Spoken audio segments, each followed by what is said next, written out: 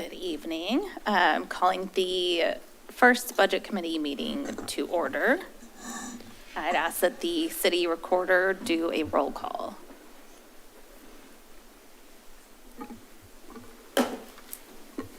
Tyler Beach. Present.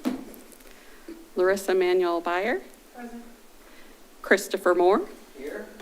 Cynthia Russell. Here. Tabby Trauber. Here. Sean O'Neill. Here. Carolyn Berry. Here. Katie Dunwell. Here. Adam Cunningham. Here. And Shevlin. Here. Thank you. Thank you. And then I'm going to ask for a motion to approve the order of the agenda. So moved. I moved. Oh, Can I get a second? yeah, so moved. A second. Okay, and then call a vote on the approving the agenda. Go ahead. So all in favor, say aye. All in favor, say aye. Aye. Aye. Any opposed? Any opposed? And the motion carries unanimously. Okay, thank you. And then I'm going to ask citizen members to provide a brief introduction, including when they began their tenure on the Budget Committee. We want to start with Tyler. All right, my name's Tyler Beach. This is my second meeting, so I started last year. Brief bio, lived in Wilsonville since 2016. I'm a lawyer, mostly public defense, in Washington County. I am also baseball coach. My kid is actually playing right now and I'm missing the game. So if I'm looking at my phone, it's because my wife's supposed to send me pictures. I just got a video, so I may look at that. But yeah, it's my second year on this committee. My wife's a nurse. Thank you. Larissa? Hi, I'm Larissa Byers. I am new to this committee, so this is my first meeting ever. My dad actually works in city government and was a finance director himself for 30 years outside Seattle, so I've heard about all of these meetings over the years in my childhood. My husband and I live right around the corner by the high school. We lived here for about 2 years. During the day, I work at night, I'm an operations director in footwear for women's. And my husband is a teacher in the community as well. So that's a quick summary. Nice to meet you all. Thank you. Chris? Hi, I'm Chris Moore. This is my second year on this budget committee. My most recent appointment, I was also appointed between 2008 and 2012 because I was in Wilsonville from 2005 to 2012. And then my job took me to China and then to Florida. Came back here in 2019 and was reappointed to the budget committee for the last go-round. 2 kids in college, 1 at the high school, 1 in middle school, and I'm a corporate lawyer. Thank you. Tabby? Hi, I'm Tabby Trauber. I actually have 2 boys playing baseball right now as well. And I also have a 4-year-old. Oh, okay. I also have a 4-year-old daughter, and my husband's also a teacher. I am a realtor and an event planner, and this is my second year on the committee. Thank you. I am Cynthia. This, I think, is my 3rd year. I got introduced to this through the Civics Academy with Zoe. It was great opportunity. I loved it, and then started here. Lived in Wilsonville for a really long time now, and it's exciting being involved with the community and the local government. And I'm a CPA, and I work for the Secretary of State as an auditor. And then I would like to ask that the city attorney conduct election of a new chair. Thank you, Chair Russell. So the Budget Committee will elect a new chair subject to the following rules. We will begin with nominations for the position of the chair of the Budget Committee, and any member of the committee can nominate someone for chair. You can also nominate yourself. Nominations do not have to be seconded. If you are nominated by another person and want to be considered, state that you accept the nomination. If you do not want the position, state that you decline the nomination. When the nominations stop, Chair Russell will call for any more nominations, and when no nominations are forthcoming, the nominations will be closed. Once the nominations are closed, Chair Russell will read the names of the nominees and ask the city recorder to conduct a roll call vote. Please state the name of the person you wish to vote for, and then Chair Russell will announce the outcome of the vote. If no one receives a majority of the vote, we will redo the vote until one person receives a majority. No nominee may be dropped from consideration unless that person voluntarily withdraws from consideration. So I'll now turn it back over for you to call for nominations. I'd like to call for nominations for chair for the Budget Committee. I nominate Chris Moore. Do you accept that nomination? I accept the nomination. Are there any other nominations? Okay, then I will declare that nominations are closed for the chair. The nominees are Chris Moore. And I'd like to ask that the city recorder conduct a roll call vote for the chair.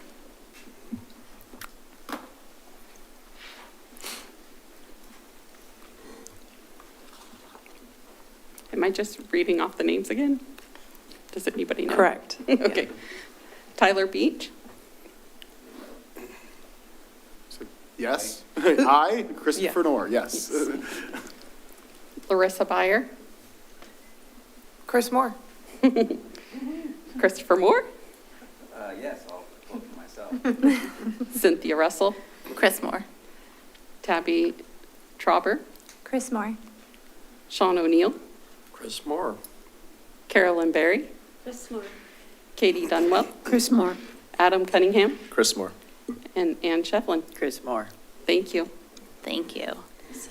Chris Moore is now the new chair of the Budget Committee, and I will pass the rest of the meeting over to him. Very good. Now let's move to the first order of business, is the approval of minutes. So I now ask for a motion to approve the minutes of the May 9th and 15th, 2024 City of Wilsonville Budget Committee meetings that were attached to the materials that everyone were provided. I think I did provide a typo correction. We don't have to reference that now, do we? No, it will fix it. Scrivener's errors can be corrected without. Yeah, right, okay. So can I get a motion to approve the minutes from that meeting, those meetings from last year? Chair, I make a motion to approve the minutes from the May 9, 2024 Budget Committee hearing. Can I hear a second? Member Dunwell, did you say May 9th and May 15th? I'm not sure. All I'm seeing is the May 9th on here. Oh, wait, it is. I'd like to amend that, May 9 and May 15, 2024. Thank you. Second. Okay. The motion to approve the May 9th and May 15th City of Wilsonville Budget Committee meeting minutes has been made and seconded. Any discussion? If not, all in favor of the motion, say aye. Aye. Any opposed, say nay.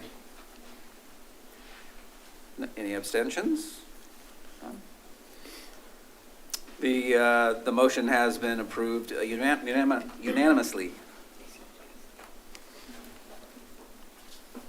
All right, so move to the next order of business is calling to order the Wilsonville Budget Committee public hearing on the proposed uses of state shared revenues as reflected in the City of Wilsonville's fiscal year 2025-2026 budget at this time.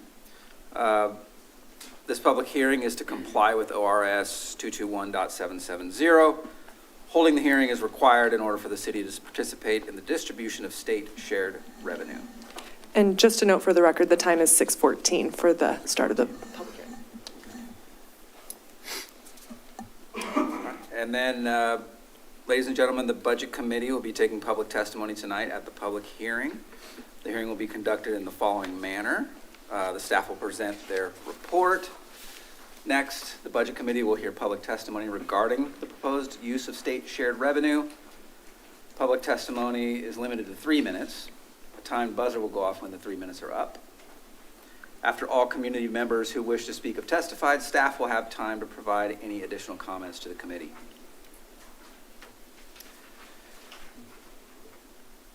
Am I reading this whole thing? Okay. You volunteered. Information regarding how the public could attend this meeting and give testimony is posted at City Hall and was also timely published in the Wilsonville Spokesman and is also posted on the city's website shown on the screen. Notice was given that testimony could be submitted for the record in advance in writing by emailing or mailing to the city recorder. If you're listening to this meeting remotely, when the time for public testimony is called, please use the raised hand feature in Zoom or press *9 on your telephone if you would like to testify. If you're having difficulties with these instructions, you may call the number shown on the screen and enter webinar ID number shown on the screen when prompted. When called up to testify, state your full name and address for the record. A request from those providing testimony not to repeat testimony that has already been given to the Budget Committee, simply indicating you agree with the prior testimony given by a speaker you identify is sufficient. So we will begin with the staff presentation of the state shared revenue. Thank you. Good evening and welcome. I'm Catherine Smith, the city's Assistant Finance Director. First up tonight are state shared revenues. ORS 221.760 establishes eligibility for the city to receive state shared revenues if the city provides 4 or more of the following services: police, fire, planning, street construction, maintenance and lighting, sewer, storm, and utility services. The city provides all but fire, meeting eligibility.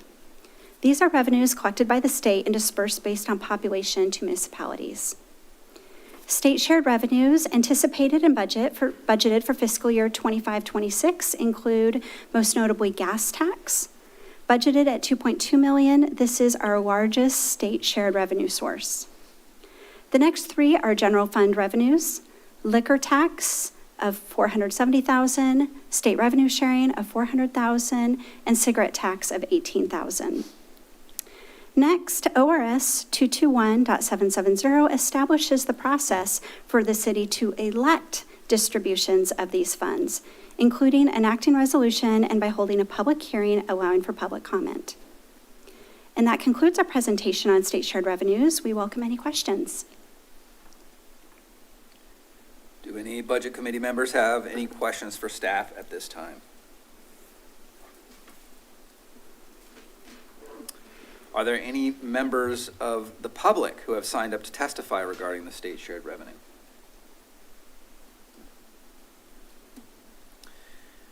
Hearing no, does staff have any further presentation or comments before the public hearing is closed? No. Okay. Seeing no further requests to testify, the public hearing on the proposed uses of state shared revenues as reflected in the City of Wilsonville's fiscal year 2025-2026 budget is now closed at 6:18 p.m.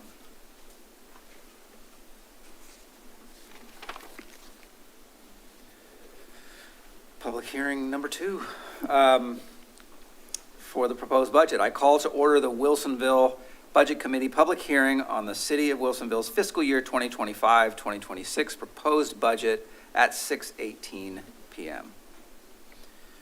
Ladies and gentlemen, the Budget Committee will be taking public testimony tonight at the public hearing. The hearing will be conducted in the following manner. First, as a courtesy, members of the public have the option to provide public testimony on the proposed budget before the staff presentations begin in order to accommodate those citizens who do not want to wait until the presentations have been made to speak. Community members may elect to wait to testify until after staff presentations have been completed. Public testimony is limited to 3 minutes. The time buzzer will go off when the 3 minutes are up. Second, staff will present their report. Third, additional public testimony will be allowed regarding the proposed fiscal year budget for community members who elected to wait to testify. And fourth, after all community members who wish to speak have testified, staff will have time to provide any additional comments to the committee.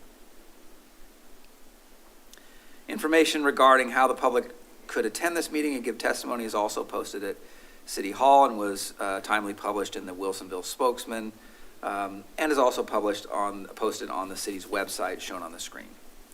Notice was given that the testimony could be submitted for the record in advance in writing by emailing or mailing it to the city recorder.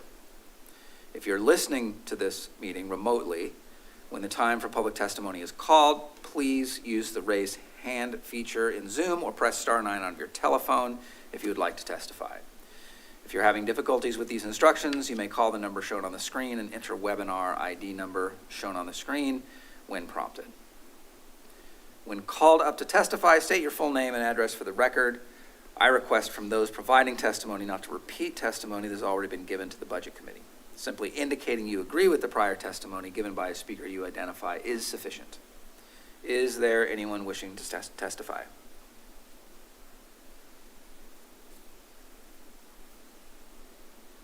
Hearing no request to testify, the city manager will kick off the budget presentation with the message followed by staff presentations. Thank you, Chair, members of the Budget Committee. Hope you've had a chance to read the budget message. That's 95% of what I would like to communicate right now. I do want to let you know, in the preparation of this budget, it was a little different this year. We started seeing some kind of warning signs during COVID, but there were a lot of requests for, especially from the general fund, for CIPs and some additional staffing that just couldn't say yes to this year for a variety of reasons, which most of which are in the budget message. But I want to let you know that all these requests were valid and necessary, and at some point will have to be addressed. But going into this, my final year of the budget, I kind of want to leave as many resources for the next city manager to make their determinations as they see fit. So on behalf of the staff who made those requests, and I've communicated this to them, these were all sound requests, but at this time, it's just the prudent thing to do is just to kind of keep our powder dry and keep as many resources available as possible. And I don't need to tell each of you, because individually you have households, you know that the cost of everything is crazy. Inflation just keeps lingering from the years that we were dealing with COVID. Tariffs are certainly not helping us when it comes to infrastructure. We don't know if they're on again, off again. So there's a lot of uncertainty out there from a municipal planning standpoint. And, we don't know what's going to happen with state and federal funding going forward. So it's a very happy message. At least it's sunny outside. So if you need to, be cheered up a little bit, just look out the window. The sun's still shining.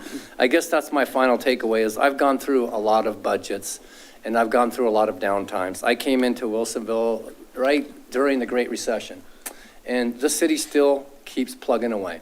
And the thing that I think that makes this city special and unique and able to withstand these kind of downturns is the focus on infrastructure investment, a focus on long-term planning, and economic development. Those three principles have led this city to the place that it is today and will keep this city in the fine shape that it's in going forward. So I have full confidence that whoever sits in this chair going forward will have the resources they need to do their job. And we still managed to get resources into the budget to fulfill the council goals that were adopted this year. So we will continue to march on, and I thank you for your patience and understanding as we go through these next two public hearings, and I'm happy to answer any questions you have about the budget message. But that's all I have. Thank you.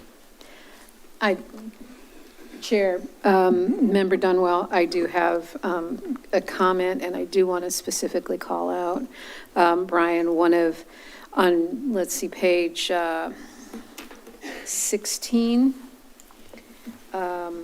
the last paragraph, you specifically, and do you mind if I read it to the rest of the members? Because I would like this on the official record that this was in your budget message. Without new revenue sources and with the exception of one-time revenue spike from a TVWD ground lease payoff in 2026-27, forecast expenses will outpace revenues, gradually eroding the general fund balance over time. This trend is primarily driven by escalating parks operational and maintenance need, rising police contracts, as well as general fund capital improvement in parks and facilities. Addressing this will require a focus on revenue growth, new sources of revenue, maximizing efficiency, and possibly adjusting service levels to reduce rates. Within the general fund, the city soon faces a key decision: maintain its current property tax rate, augment with a local option levy to fund public safety, implement a parks utility fee, explore other alternative revenue sources, or seek cost efficiencies and service reductions, or a combination of all the above. The city must carefully balance the need to sustain high-quality services with the challenges posed by these competing priorities. With aging infrastructure and increasing parks maintenance and operational costs, the city is already exceeding the service level planned under the 1998 permanent rate. Simply put, the city today is vastly different from what it was 27 years ago. Those were very strong statements, and I believe that they were well-timed. And I truly appreciate, Brian, that you stepped out and you actually called that out in your budget message, because at least for me, I believe the North Star of this city is fiscal responsibility and quality of life. And you directly called out the issues that we may be facing if we don't continue to make some difficult decisions as a committee as we look at the future of this city from a fiscal standpoint. So I know that there have been conversations among council and among others, but I do appreciate you calling that out. So thank you.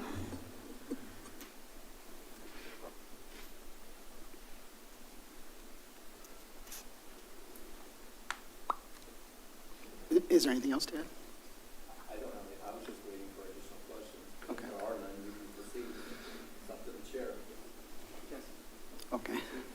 Thank you. My name is Keith Kako. I'm the city's finance director, and we'll get started. So before we advance into the budget at large, I always feel like we need to wade in a little bit. So I just wanted to step back briefly and give a high-level overview of the financial structure of the city. Once we understand the structure, it makes everything else a little bit easier to understand. Of course, the city uses fund accounting to manage its financial resources. This approach is actually required for all governments and nonprofit organizations.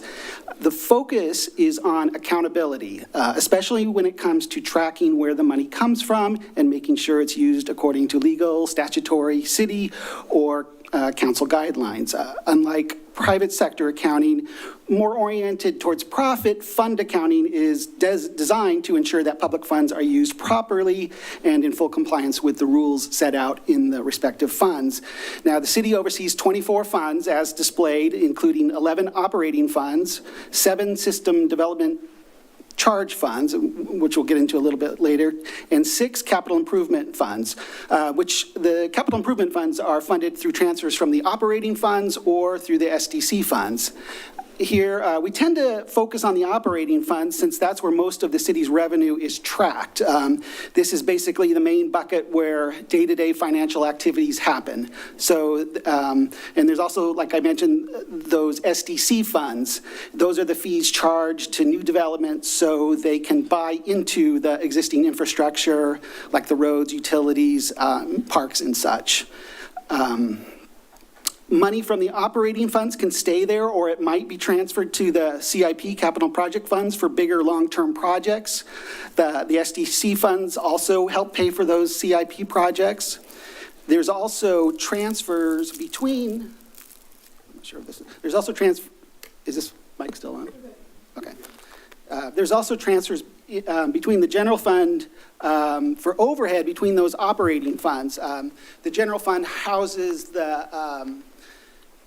the overhead of the admin department, the IT department, legal, HR, finance. That's all housed in the general fund, but those other operating funds benefit, from those services. So there's some transfers into the general fund from those other operating funds. And then as well, project management fees project management fees from the CIP funds flow back into the CD fund for the project management fees of our engineering staff and such who manage those projects in the CIP funds. So that's kind of a little bit of flow of the transfers in, transfers out category we'll see later on in the budget here tonight. One other little caveat, within the operating funds, there's an important distinction. You see them all listed there.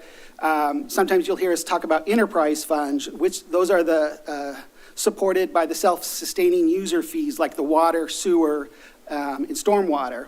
versus more of the governmental funds, which rely on things like taxes and grants, and that's the general fund, the community development fund. So absent from this listing are the UR, or the urban renewal funds, and we'll talk about that in a separate public hearing, public budget meeting tomorrow night. The Urban Renewal Agency is a separate municipal corporation with its own account tracking. The main benefit of that separation, at least as a financial and legal construct for the city, it allows the agency to borrow against future tax revenues, tax increment, without impacting the city's general fund. So it's a separate municipal corporation. We have that budget we discussed next week. So that is the financial structure, such as it is, of the city. With that structural overview, navigating the city budget at large can feel a bit whiplash sometimes. There's so many different revenue drivers and expenses in each kind of functional area. So for the next few slides, we're going to keep things at a high level, consolidated view, and go through the resources and requirements in a consolidated fashion. All city funds combined, the combined city budget is $228.9 million. And what that really means is there's $228.9 million in resources. That's the revenues plus the beginning fund balance. And that's going to equal the requirements of this budget, where that's the spending as well as the remaining ending fund balance, or what we call the reserves. Now, we estimate the starting point, that beginning fund balance, because we're still in this current fiscal year. So we're taking an educated guess of where that beginning fund balance is going to start. And we've provided you that earlier this year. We sent out a memo to the council and the budget committee, kind of that mid-year review memo. If you may remember, that's our estimate of where we're starting. Of course, we're still moving, so anything can happen, but that's a pretty good basis. The requirements of the budget at large, we kind of break down into a couple different categories. There's the operating budget, $62.9 million.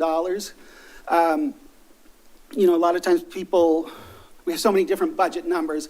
That's the number I typically give when people ask, what does it cost to run the city? That's the personnel, the materials and services, and the capital outlay, which is the equipment of the city. So what it costs to keep the lights on in the city. And then we have, as a portion of the overall budget, we have a capital improvement budget. This year, that budget is $38.4 million. And those are the infrastructure items that Zach Weigel, city engineer, will talk about later tonight. Another component of that $228 million is the debt service. We have about $4.9 million in debt servicing we're doing. And then, as I mentioned, we have all those transfers between the funds of $50 million with an ending fund balance, which we also call contingency, of $72.6 million. So it's all got to be approved, appropriated, and that's what makes up that $228 million. So with that in mind, just remember that every fund has its own budget, and the legal level of expense control is at the fund, each one of those 24 funds. Furthermore, the legal level of control within those funds is broken out by department. So within the general fund, for example, there's a couple different departments. There's law enforcement, there's library, there's parks and rec. Each one of those has a legally constrained budget that they can't go over. So that's one level, and then the capital improvement projects, debt service, interfund transfers, and contingencies. They're all broken out into legal categories of control. As Brian mentioned, countless wild cards abound when we look ahead at the year ahead. Interest rates, inflation, the global economy, and as he mentioned in the budget message, the perpetual flux of existence itself was in the budget. So as we go through, we're going to start going through these. Please stop me anytime and with any questions, and we can dial down. And then later tonight, or once my overview is done, we start having the directors come up here. So tonight we'll have Public Works come up, and we'll have Zach Weigel, the city engineer, come up and talk about the city infrastructure, and we have Dwight Brashear come up for transit this evening. And then next week we have the rest of the department managers to really dial down on some of those specific functions. So if there's any further questions, we can proceed. So I'll go over the budgeted resources first, and then we'll do the budgeted requirements. And you're going to see how that $28 million foots at the bottom of both the resources and the requirements. This lists out in the rows there, all the major categories of revenue, this current year's budget, next year's budget, fiscal year 26, and then the kind of a variance. And then way to the side are some ancillary comments I kind of put out there just so I remember what to say. Property tax, we're looking at a 5% increase for next year. The city has a 2.5206 per 1,000 of assessed value permanent rate. And as Brian mentioned and Councilor Dunwell mentioned, that was established in 1998 by Measure 50. So that 2.5206 per 1,000 of assessed value, what that translate, I did a quick look at Redfin. I just tried to triangulate what the middle of the houses available on there. Picked a house out. There's a house on there for $600,000 on Redfin.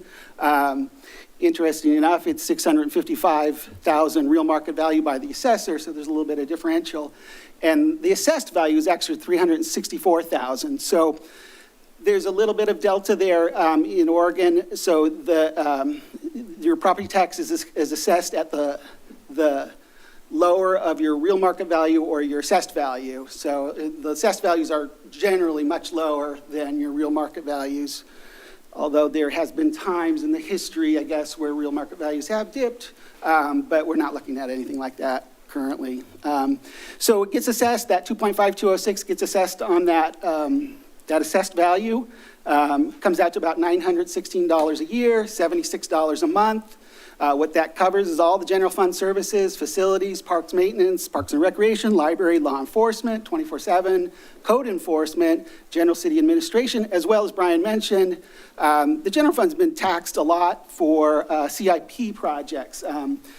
As he mentioned, the city, it's not an old city, but it's not necessarily a young city anymore. I mean, for a while, Wilsonville's always been a young city, 1968 roughly, when it originated. But things are happening now. New siding is needed, roofs, HVAC systems. Those things for a house aren't cheap, and for a big building like Parks and Recreation are not necessarily cheap as well. So those kind of have been hitting the general fund year after year, which makes it a little tough. So the year-over-year assessment, as you may all know, is per Measure 50 is 3% on your assessed value year over year, plus new construction. So Wilsonville's been very lucky over the recent history here that we've been growing. And what's new, we're going to probably benefit about 2% additionally from that. So that's where we get that 5% property tax growth. And remember, that's growth that hit the tax assessment rolls in January. So it's really 2024, all that development hits the assessment because it gets reassessed every January. And then we'll get those funds in November. So this current fiscal year we're in, 2025, we'll have Dan Carlson and some folks from the Community Development Department here next week to talk about the development this year and how that can affect the assessment or the growth of the city for the next year. So there's a little bit of a delay there. Just kind of one caveat that I'm sure many of you are aware of, with all that new growth of housing out there, especially in Frog Pond, some of those are, significantly valued homes. Just remember, they're not coming on the tax roll at real market value. They have what the assessor calls a change property ratio for new development. It's a somewhat complicated formula, but it's average assessed value divided by average real market value in the area. It's roughly about 50 or 0.53 of real market value that will hit the per house that'll hit the tax roll. So it's helpful, but it's not necessarily a significant amount. I mean, we're talking, if we get another $600,000 house, that's another $916 roughly, and there. Dan Carlson, the building inspector director, tomorrow or next week we'll talk about how many houses we're seeing There's about 75 houses a year roughly coming online from that Frog Pond development right now, but he'll have a more nuanced number of that. Just in terms of giving you the idea of the growth. Of course, there's also private development and commercial buildings that are coming online, and that does affect the assessment as well, to the extent that's happening with this little bit of the slowdown of the economy right now. And I'm getting a little ahead of myself because we'll have this development talk tomorrow with the experts, the Community Development Department. But, as everybody looks ahead at the economy, it kind of looks somewhat scary. So we'll see what happens with that. It's a lot of talk on property tax, sorry. But so the key challenge here is the general fund relying on that property tax. It's the main revenue source for general fund, and revenue growth constrained by law. We have those rising operating costs Brian mentioned, the aging infrastructure, especially in parks and public safety. Law enforcement is a $7 million hit. That's a $7 million haircut right off that property tax bill. And then, like you mentioned, the aging infrastructure and all those other things that we want to do. There's a lot of fun things you can do with the general fund for community livability. So those rising, we don't want it to outpace the revenue, basically. There's that long-term structural gap that we have to start thinking about in terms of our service capacity. So just a few things right now. I just put this on here, future considerations. Things that we can do here in the city. There's a local option levy. We could do a bond levy. We've talked about something called a parks maintenance fee. I did a few comparisons there of nearby similar cities. And the permanent rates you can see are, our quirky tax system here in Oregon. The way cities were assigned permanent rates is all over the board. Can be at that 3.4 permanent rate. Wilsonville way down there at 2.52. These are all similar cities in terms they don't do fire, so they have an outside fire taxing agent as well. So these are all very similar structured cities. A couple of them now do have some local option levies, Canby and Tigard. Still puts us towards the bottom of that. We're right down there by West Lynn, but what West Lynn has that we don't have is that parks maintenance fee, $21 that they have a park maintenance fee. A couple of other cities have started doing the parks maintenance fees too. And when we talk about parks and recreation here, we can, with Chris Ammerman, I think next week we can talk a little bit more about that too, and for a future option. So I just kind of throw it out there now, and at that point, we can move to our next item, property taxes. Keith, before you move on, I just have a question for you regarding the delta between market value and assessed value. Yeah. Does the county have the ability to come in and reassess at any time, or is it all formula driven? Are you talking about a specific property? Yeah, for for residential and commercial. I'm not an assessor. It's a complicated business over there. But they could the county come in and say, we're going to reassess to close that delta? I mean, technically, I think the assessor can assess any time they want, right? But I think when something comes on the tax rolls, it's pretty much fixed. Right. Is it? Your assessed values are much lower than your But we would market send values. in, like if somebody did a remodel on their house, the county would know that. So they would reassess at that point. But if Got like it. you painted your house or, put in some artificial turf, I don't think they have enough assessors out there Okay. to keep track of all that stuff. Okay, all right, great, thank you. So if that's something you've done recently, you're probably going to be okay. All right. Okay. I didn't mean you, I meant the proverbial you, yeah. So going on down the line, we'll just go on down the I line. had a quick question for you. Oh, sure.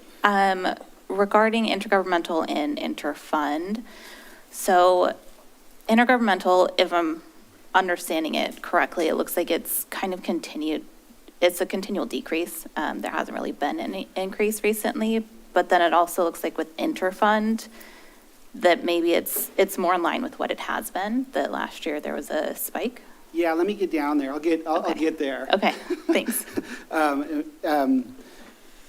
We're going to just go line by line, and this is the way we kind of structure them in our financial reports. That's why they're kind of organized in this fashion. Property tax is always at the top, but the city has other taxes. The transit fund, which we'll have Dwight Brashear up here later tonight, is one of the other largest sources of tax in the city, and that goes all to the transit fund. That's a 0.5%, or expressed as a decimal, 0.005 per dollar of tax that is levied on employers in the city. And it generates about $6 million. There's also the hotel motel tax here in the city, and the gas tax is combined when we talk about other taxes. That's what's making up that 9.1%. Generally, we just pretty flat. And also, just for context, we generally will budget these revenue numbers a little bit more conservative, and, you know, in terms of they'll probably come in a little bit higher, but you can only micro it down so much. I mean, we don't know, it's the future, but so we're generally pretty conservative when we project future revenues, because, you know, we don't know what can happen. Yeah. When you're done with your thought, I have a question. Oh, okay, go ahead, I'm done.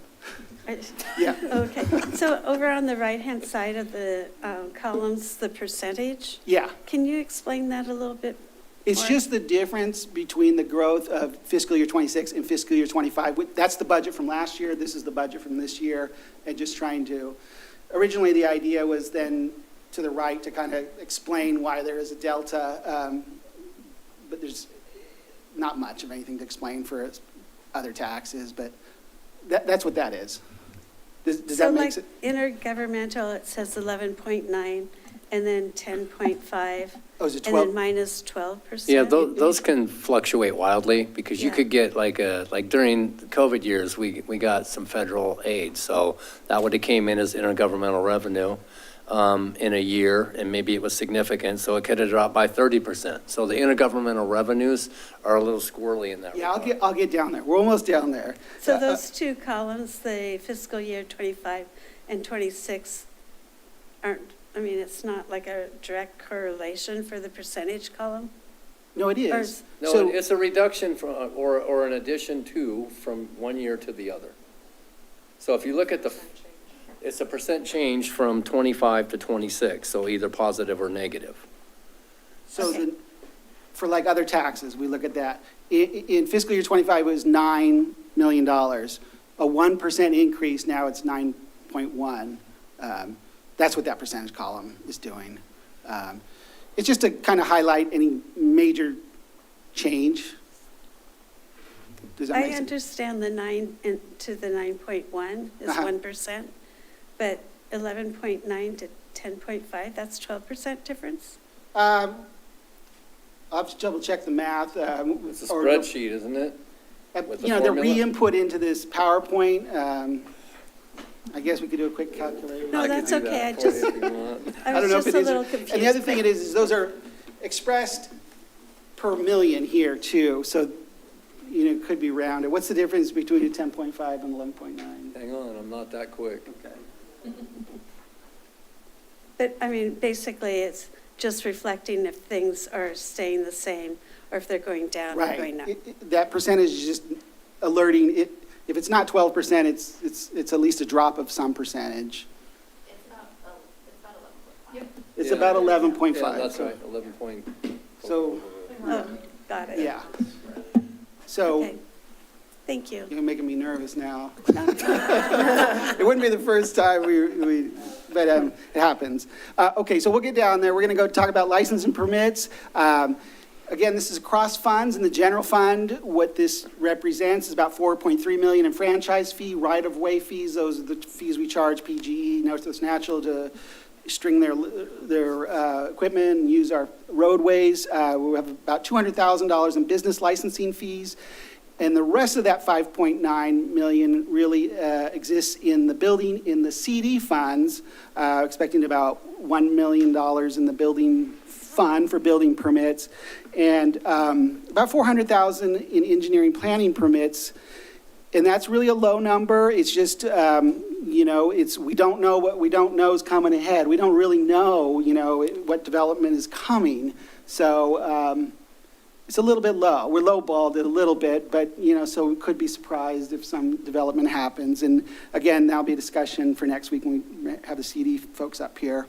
What's new, Residential development has slowed, and part of that, we still need to put some critical infrastructure in there in that Frog Pond East and South area, and that'll open up all that development area for the city to grow. And then we also have the economy that we're dealing with now. Mortgage rates are I don't know if they're high, but they're higher than they've been in a while, and it's not incentivizing people to give up their 3% mortgages and move to a different area of the city. So that's a hard sell for some people. And then, supply costs, the price of construction of houses is just going up.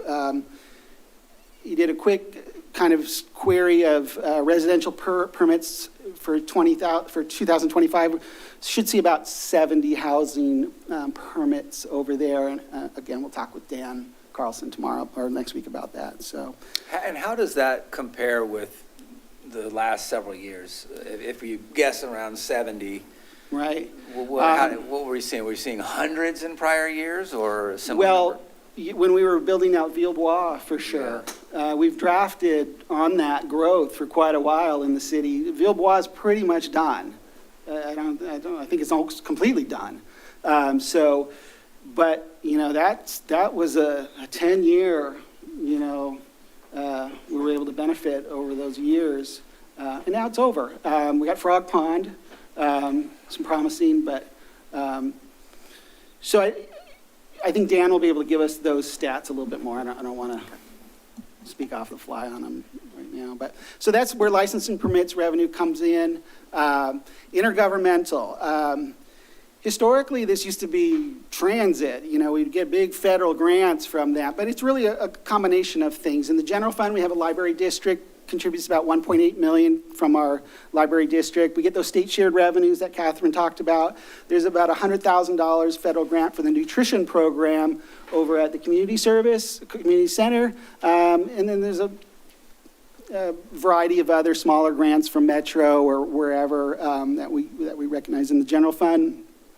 Community development next year has around $500,000, which is coming largely from Metro. That's to fund some planning endeavors that the city needs to have done. There's an industrial land use study, city comp plan update, and we can talk about that again next week. To the degree those are required by the state, and this is some kind of offsetting funding, that was where they can talk about that, or if it's just happenstance that we're getting this grant money.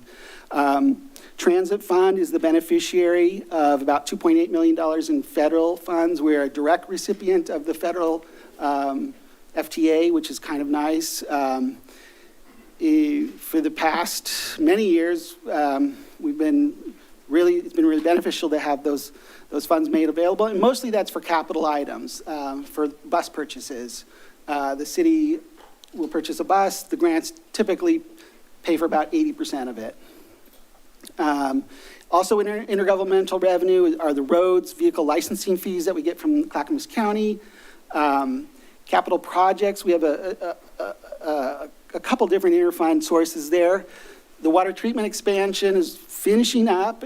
One of the great benefits of that is the economies of scale we get from sharing the treatment plant with Sherwood. They are kicking in contribution for that upgrade project that is finishing up, as well as they buy water from our water treatment plant, which is very nice. It's nice to have that kind of economy of scale in a fixed, expensive infrastructure endeavor such as a water treatment plant. We got a police building, seismic rehabilitation, which is the old City Hall building. To the extent we don't get the grant, we don't do the work. So the grant's budgeted and the expense is budgeted, but if it doesn't materialize, we won't pursue that. And then the other big win for the city was that Memorial Park Playground grant that we got. Will be received next year to upgrade the Memorial Park Playground for $1.1 million. So that's all wrapped up in that $10.5 million. Prior year, it was 11.9, as Brian mentioned. Year to year, grants vary, especially from federal governments and whatever we can piece together. Tyler. You knew I had one coming, didn't you? Yes. So obviously we're seeing a lot of federal money that was promised and now is being cut. In fact, I know some people in the district attorney's office in Washington County whose funding just got cut. Yeah. Do we have a plan in place in case the federal government just decides, hey, this money we promised you is not coming anymore? Because that seems to be happening a lot lately. Yeah, I mean, we'll really have to think about that as it happens. I think the majority of our federal funding is for transit. Yeah. I mean, we don't get a lot of federal dollars for local roads or anything like that. Those days are gone. They don't help with sewer plants or water plants anymore. So what we would do in the case of that is monitor it. And, you know, we have a fleet manager who, when I first got here, had buses that had 1,100,000 miles on them, and still somehow they were serviceable and running around doing what they needed to do. So if we need to tighten up, we'll tighten up. So we monitor and we adjust. But it's mostly transit that would be impacted by federal dollars. We try not to federalize any local projects just because the requirements make it like 40% more expensive to do it. So we try to stay away from that. And Zach can touch on that later if you want more information on that. And I think even with transit getting the majority of the federal, that's not the majority of their funding, right? Well, They have a lot of no, other, like, they have their a taxes budget and from everything. local businesses that pays for their operations most. And then we use that money obviously for matches with federal funds for new buses. Yeah. Yeah, we've relied on the federal grants mostly for the replacement of buses. Right. Which are expensive. And Dwight Brashear can talk a little bit of that later tonight too. So the next item, of course, charges for service, which is a huge dollar amount. This is where all our enterprise funds, charges for services, and that's your utility bill, your water, sewer, storm, road maintenance. The city has about 7,400 customers, process about 90,000 bills a year, and that utility amount also includes the water we sell to Sherwood. Within that charges of services number there too, it also includes the way our fleet fund we have in the city is an internal service fund. So that fund actually gets costed out to other funds within the city, in the proper way to do that in our accounting rules is through charges of services. So it's really just a reimbursement of the cost of fleet to all the various departments, and most of it is actually transit. But other departments, as well as the Parks and Recreation Department, have equipment that gets serviced by the fleet department. So charges for services include sewer? Yeah.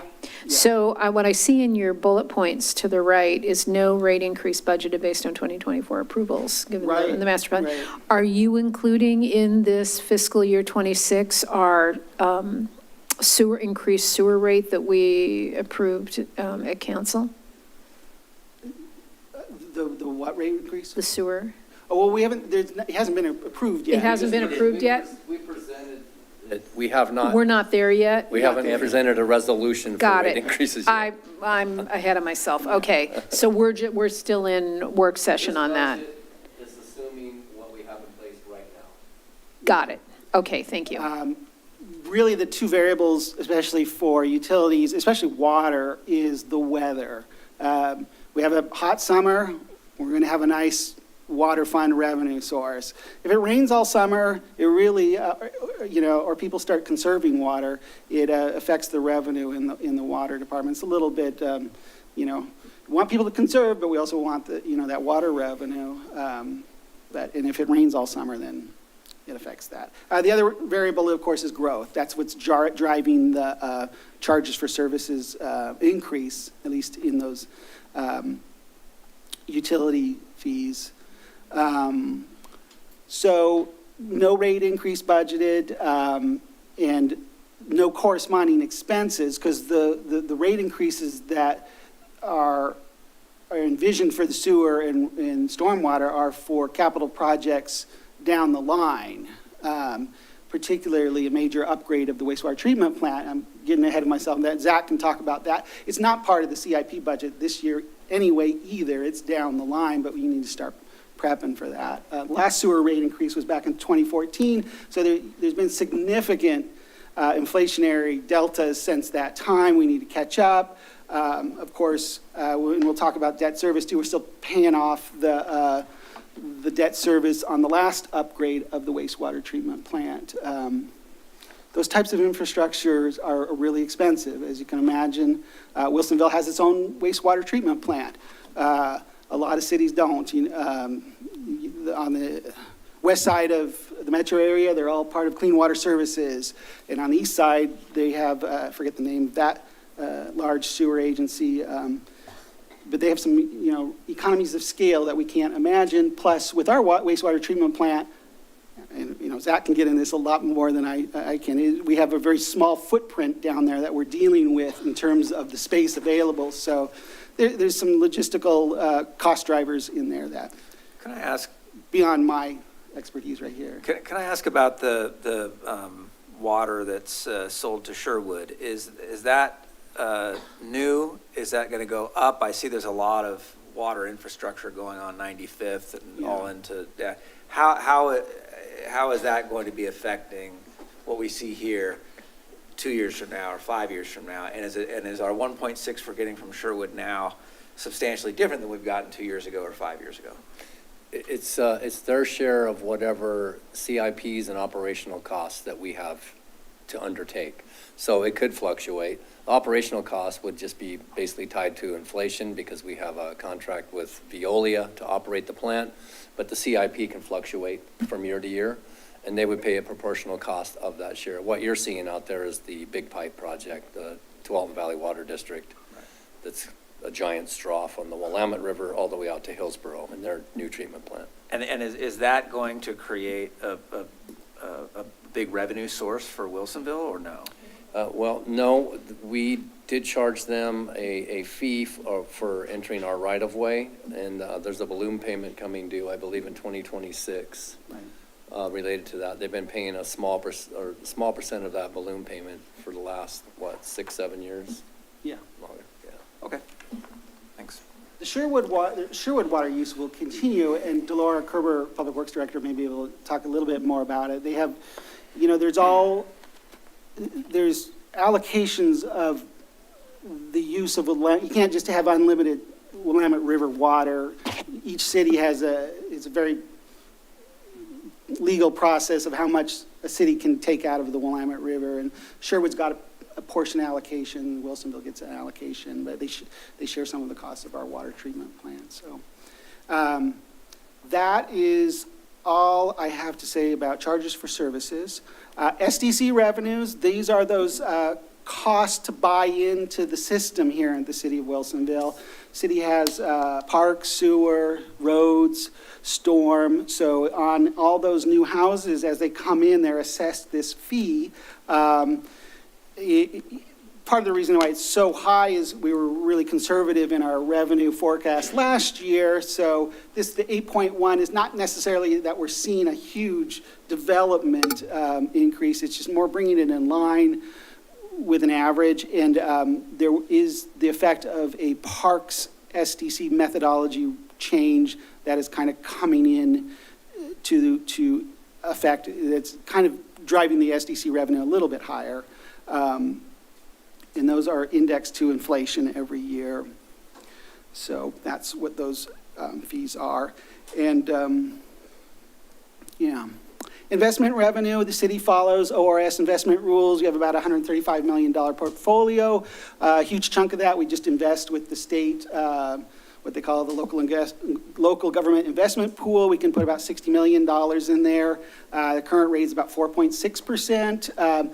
Seeing that decrease in investment revenue, a couple reasons. Mostly, as you'll notice, the total resources, there's just a lower dollar amount that we're investing, as well as we're pretty conservative on the interest rate. Again, when we budget for that revenue, we're just a little bit more conservative. Interest rates will probably fall. I guess the Federal Reserve met today. They didn't reduce the Federal Reserve rate, but it's probably inevitable. That has consequences on both sides. People who want to invest, especially in fixed income, your investment rates are going to go down, but it sure makes cost of borrowing a lot cheaper. but it'll make our investment revenue perhaps go down a little bit. Other than outside of the LGIP, the city invests in U.S. Treasuries, agencies, and we are restricted to that 18-month window. We can only go out 18 months. The other kind of variable in investment accounting is the city adheres to what they call mark-to-market. It's an investment rule where we basically make an adjustment to the current bond values based on the varying interest rate levels. And a lot of times when the interest rates are even, there's barely an adjustment. But a couple of years ago, when was like 2 years ago, when the Federal Reserve kept raising the interest rates, so the value of our portfolio, at least on paper, went down significantly because we were holding all these investments at a 2% return, and over a course of a year, the interest rates rose to like 5%. So the bond price goes down, but of course the city does not sell. We hold on to our investments till they mature. So it's kind of just a paper accounting variance, I guess. So anyway, that's all about investment revenue. Court fines, pretty stable. I have a quick question on investments. So I know there's policies in the budget book and everything. Is there flexibility, or does the city have kind of any specific policies regarding investing in more kind of climate-friendly or eco-friendly investments? Well, we can only invest in fixed income. So you're looking at U.S. government treasuries and agencies, which are the, Ginnie Mae, or, FFs, the Federal Housing Board, those types of investments, as well as corporate debt. So as long as it's AAA, we'll have some corporate debt in there. But like I say, for now, we just follow the ORS. Okay. Cities can create their own investment portfolio rules. It's a little more complicated, but so we don't currently have that. Okay. Yeah. Interfund activity is down substantially. Part of that is because our CIP budget is so much lower. So there's not a lot of money moving between funds. There's no need. There's no money moving out of the SDC funds into the CIP funds. So, but like I say, we have those general fund transfers out for overhead that we assess other funds, like the transit fund, gets assessed an HR fee, human resource fee. They don't have a finance department, so they get assessed part of the finance, as well as legal and IS, which is our computer department. As well as in that interfund activity are those project management fees from the engineering department. So I don't mean to beat that up too much. Loan proceeds. This is for two projects that are budgeted next year, the Beckman Creek Interceptor and what is known as the wastewater treatment plant aeration basin expansion project. And Dwight will be able to explain, or not Dwight, Zach Weigel will be able to explain that a little bit further tonight. Sorry, Dwight. I didn't mean to scare you.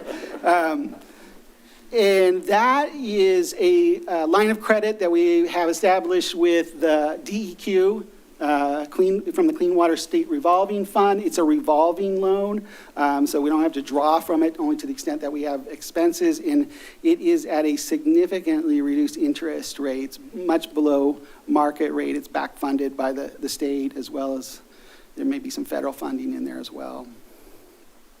That will be some loan proceeds that we will be incurring. The beginning fund balance, of course, that's that number we estimated.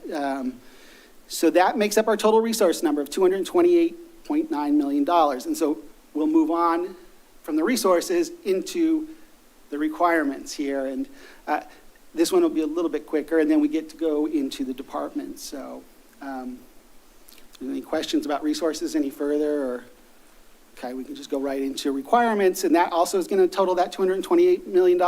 Personnel services are the wages, benefits of the city, including health insurance, PERS, and all the benefits and all the wage union contracts. So there's an increase of 5.34 FTE. FTE is equivalent of a full-time equivalent of 2,080 hours. brings us to about 202 FTE for the city. The general fund's dropping a library intern. Building inspection fund is adding back a building inspector, plans examiner. Kind of will be kind of assessed as we go along the year here to see if that needs to happen or not. Community development, we're dropping a planner position, half year, mid-year retirement. We do this when anybody leaves the city, reassess the position, reassess the financial status of the fund to make that decision. You know, if it comes back in time, you know, we reassess later in the year, but it's budgeted through at least half year. And then the transit fund, and Dwight will be able to talk about this. We have a couple of new bus drivers for the Clackamas Town Center route and 2 corresponding customer service representatives. So, and you'll be able to talk to the directors for those relevant functions when they come up. Materials and services, budgeted 3% increase over the next year. Of course, the city contracts out at least almost half of that number. Water fund, we have Veolia, who operate the water treatment plant, and Jacobs, who operate the wastewater treatment plant, as well as we outsource, of course, our law enforcement to the Clackamas County Sheriff's Office. Other things that you sometimes don't realize, utility meter reading. Those guys who drive around, read your utility meters, street sweeping, printing, our computer maintenance, what we call our ERP system here for the city. That really is the brain, the nervous system of every kind of financial transaction that happens within the city.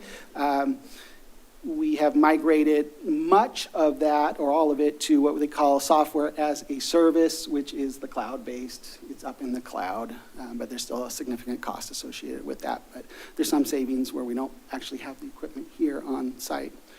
Capital outlay, these are those kind of movable type big ticket items. A large chunk of that is transit, is going to be the buses. There's a few things happening in the Public Works Department. Delora Kerber, Public Works Director, can touch on that, including $179,000 piece of equipment, and some other things, including a lift that needs to be replaced at the Fleet Operations Center, and a variety of other equipment that is detailed more specifically in the budget message, as well as the department pages. So that gives us to that total operating budget of $62.9 million. The capital improvement budget significantly declined from the prior year. Most of that's because some big ticket projects have wrapped up, and Zach can talk about that. Mostly the water treatment plant upgrade is finally reached its peak and is done, or not done, it's winding down, as well as Beckman Bridge that were significant in the past. So that's the combination of the water CIP, sewer CIP, road CIP, storm CIP, facilities, and park CIP. Of course, that park CIP is mostly funded by the general fund, as well as we did get that $1.1 million grant for the Memorial Park playground upgrade. But things like that facility CIP, those are like, the HVAC systems in this building, the siding repair of the Parks and Rec building, those are what we call facility CIP. So here's our debt. We have 3 outstanding bonds. Like I mentioned, we have the wastewater treatment plant. We had a major upgrade back in 2011. We're still paying that off. It'll be done a couple more years, 2030. It's a hard rate to say goodbye to, 1.43%. We also have a water treatment plant. When we did a expansion of that project a couple years ago, we'll be paying off that debt for a while. And we have the Public Works Complex debt of about $15 million, rate of 2.24%, and that final maturity is out in 2037. The interfund on the requirements will match the interfund on the resources. It's coming out of one fund, going into another, and back and forth. Leaves us with an ending fund balance of $72.7 million for the city. That is the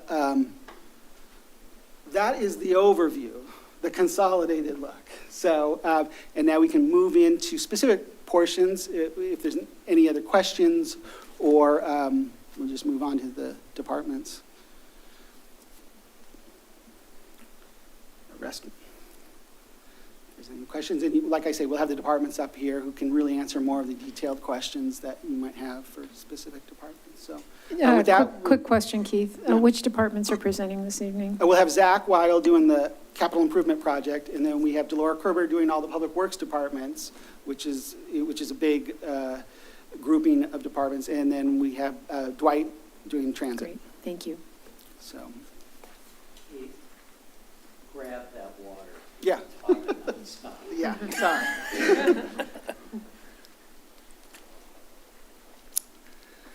Okay, yeah, I'm sorry if that was too fast, but it's a lot of information. Like I say, you get whiplash because the city is diverse, and there's a lot going on at any one point in time.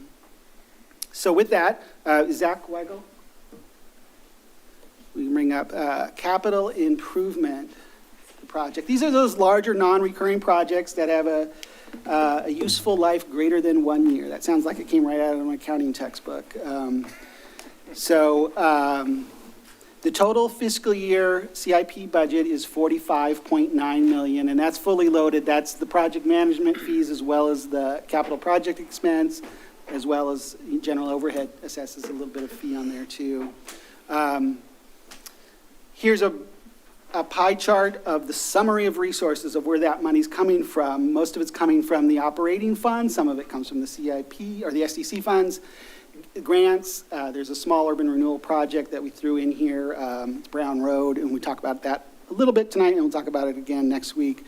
General fund also contributes some funding. The intergovernmental, probably that's the Sherwood component of that.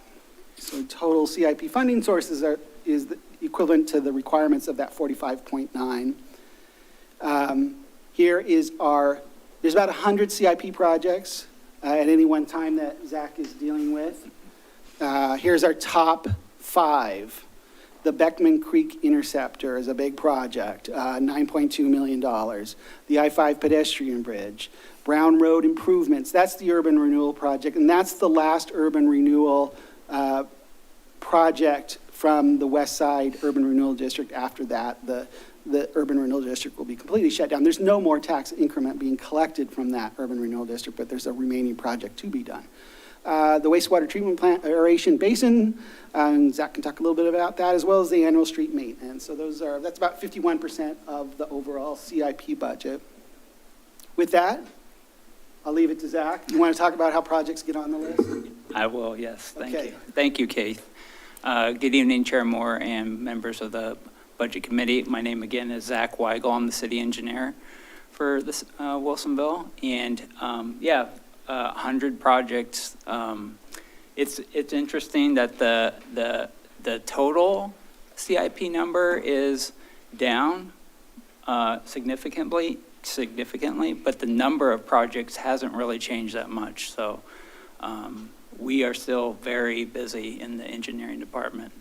But first I want to talk about how do projects get on the list. I know I talk about this every year, so just as a review, the first way projects get on the list is the Public Works Department does their regular maintenance and inspection of utilities and of city infrastructure. And when they determine that there's something that needs to be fixed, it either gets put on a list that can be done later, or it gets put on a list that needs attention now. And there's budget items in the CIP to address each of those. Also, there's regulatory changes that happen occasionally, and that also drives a number of projects that need to be placed on the CIP list. The majority of our projects come from the master plans. Each one of our utilities has a master plan associated with it. So transportation, water, sewer, storm, both treatment plants, they all have their individual master plans. And those look at what are the needs going to be for the next 20 years. So that includes what needs replaced, what's going to be wearing out, and also what's needed to serve future growth of the city. So that's the majority of the projects. And then, of course, there's council goals that also lead to projects that get on this list. Let's see if I can get this to advance. All right, so I'm not going to go through all 100 projects. I'm just going to hit the highlights. We split this city up into quadrants, 4 quadrants. If you look at I-5 is kind of separating the boundary between the west and the east half of the city. If you took Barber Street and extended it all the way across the city, that separates the north and the south. So we'll start here first in the northwest quadrant and talk about these projects. The first project I want to talk about is actually not on this map. It accidentally got left off, but the Day Road Sewer Extension is a needed project to help serve future industrial development in Coffee Creek and in the Basalt Creek area. And that would extend sewer from Garden Acres Road to Boone's Ferry Road along Day Road. And we actually have a grant from Business Oregon to help with the design of that project. And that design work will start next year. Heading over to the West Side Level B Reservoir Project. That project's under construction right now. It will continue into next fiscal year and finish up next year. It's a 3 million gallon reservoir that serves just the city of Wilsonville. I know you mentioned the Willamette Water Supply Program project. The city staff coordinate with that program. We also have a consultant that helps us with the inspection and making sure that that project is restoring the city infrastructure to our standards. All that, so that there's money budgeted for that, but it is 100% reimbursed by the Willamette Water Supply Program. Heading down to Zach, Yeah. I have a question about the WWSP. When I drove on there yesterday, I noticed, are they now replacing that with concrete as opposed to asphalt? yeah, they've started restoration of 95th. What is their estimated completion date? So right now it's, for the restoration of 95th, it's the end of September. Heading down towards the Public Works Complex and Smart. Smart is continuing construction of their yard expansion, which includes additional parking area for their fleet and installation of a bus wash. That's under construction now and will continue into next year. And then transit-oriented development project of Wela is under construction, will continue into next year. There's some budget for staff to help manage that project through completion. All right, heading over to the northeast quadrant. So east of I-5, north of Barber Street. You can see there's a lot of work being planned around the Frog Pond area. But first I'll start on the Stafford 65th Ellickson Roundabout. That is a Clackamas County-led project that Washington County and the city of Wilsonville are participating on the project team and financially. So they are in design right now and are planning to start construction in 2027. So we have an intergovernmental agreement with Clackamas County to provide funding for that project. Heading down into Frog Pond, you can see there's a lot of work on the Beckman Creek Trail. That Beckman Creek Trail Phase 2 project is a reimbursement for a developer who built a portion of that trail with their subdivision.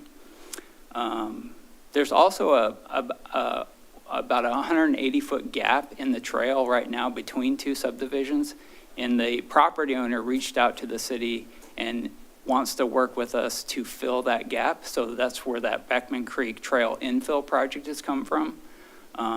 So that'll be good to connect those two pieces, and the Beckman Creek Trail through Frog Pond will be mostly complete with that gap filled in.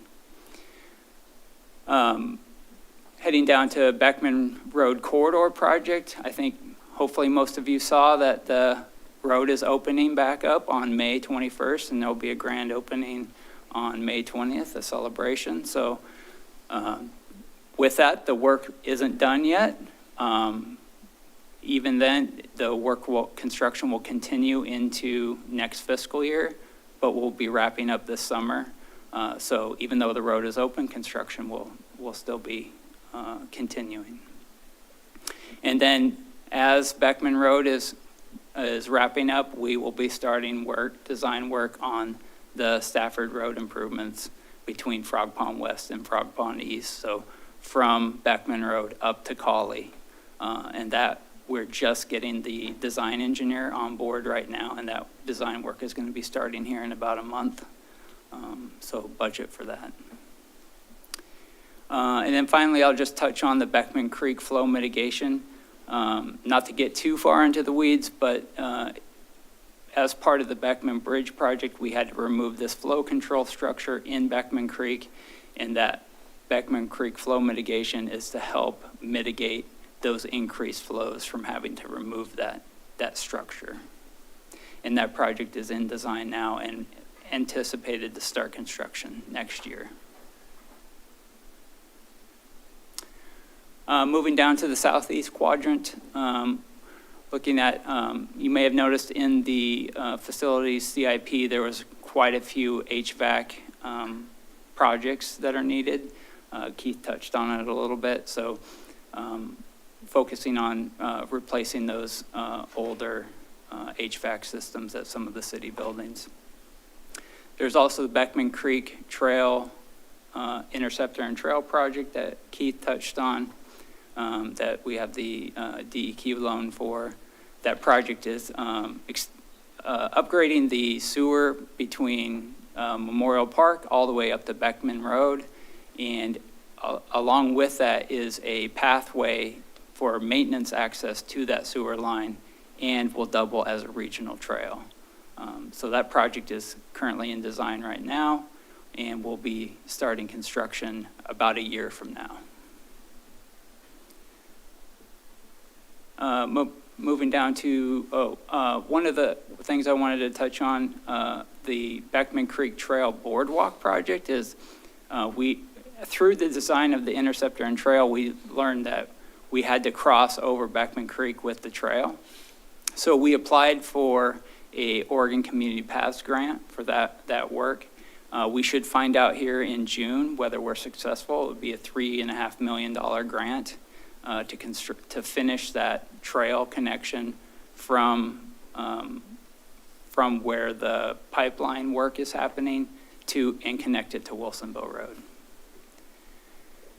Heading into Memorial Park, we have the ball field safety improvements. That's adding safety netting, replacing some of the backstops, and making safety improvements to the dugouts.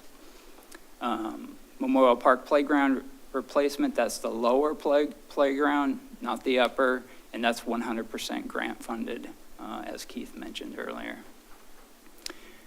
Jumping into Charbonneau, one of the projects that I mentioned where it comes from Public Works doing their regular maintenance inspections, the Charbonneau Phase 2A storm improvements is one of those projects where through video inspection, Public Works saw that the bottom of the pipe is actually rusted out and is pretty close to some buildings, so we moved it up pretty as a priority in the capital planning to start tackling that project.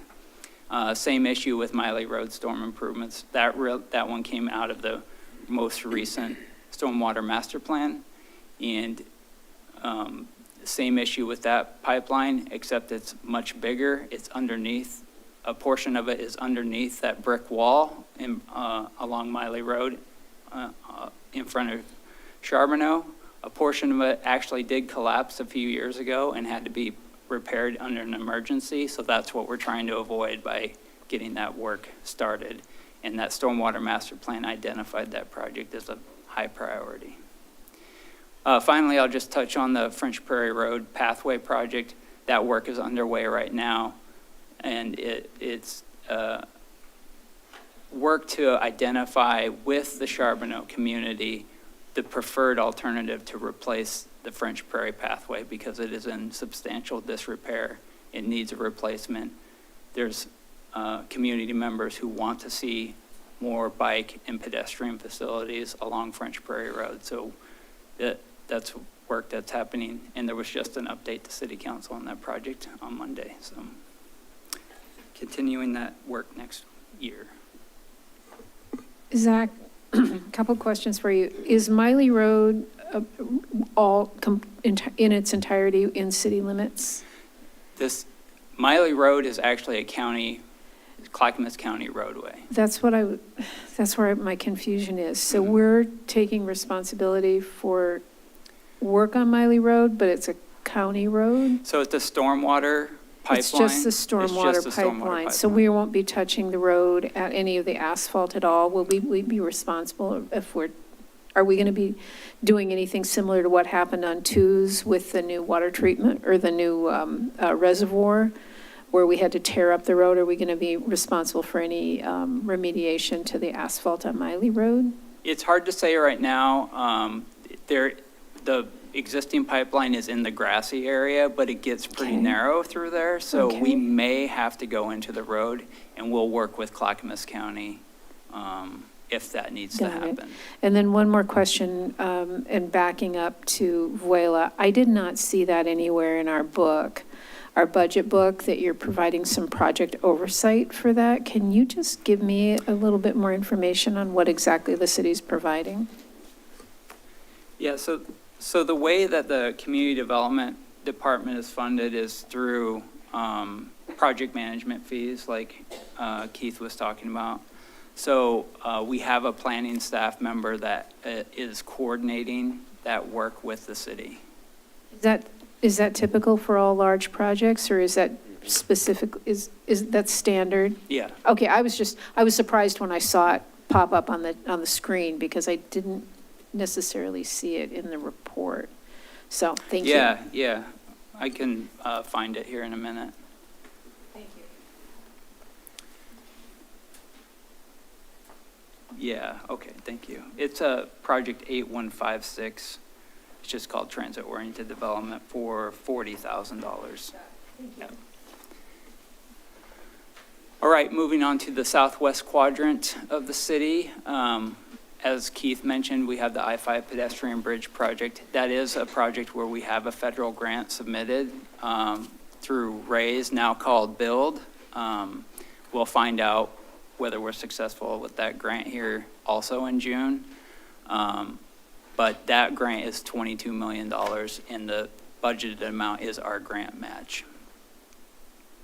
Again, the wastewater, or the Willamette Water Supply Program is shown again on this map because they are doing some work for the city as part of our ground lease agreement to improve truck turning in front of the Fred Meyer gas station at Wilsonville Road and Kinsman Road. So you've probably seen that's been under construction for quite some time. They're having to move some fiber optic lines out of the way, and it's been extremely complicated, but they're making good progress on that project. As Keith also mentioned, Brown Road improvements is that last West Side Urban Renewal project. We are in design right now and anticipate starting construction of that project about a year from now.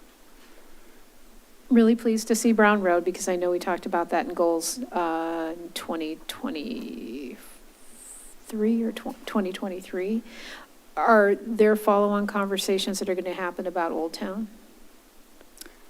For burying the utilities, and I assume that that's what that project is for. Is that for burying the utilities? For Brown Road? Yeah. Brown Road is. Are those just the improvements? Those are those street improvements? Yeah. It's Got it. Old Town Escape. Yeah. No, it's between Wilsonville Road and Villebois. Yeah. Got it. Okay, thank you. But the overhead lines on Brown Road, they're in that section, will be put underground with the project. Is that part of the project? Yeah. Okay, great. Thank you. I had a quick question on Brown Road improvements, which sounds like maybe you don't know since you're in design right now.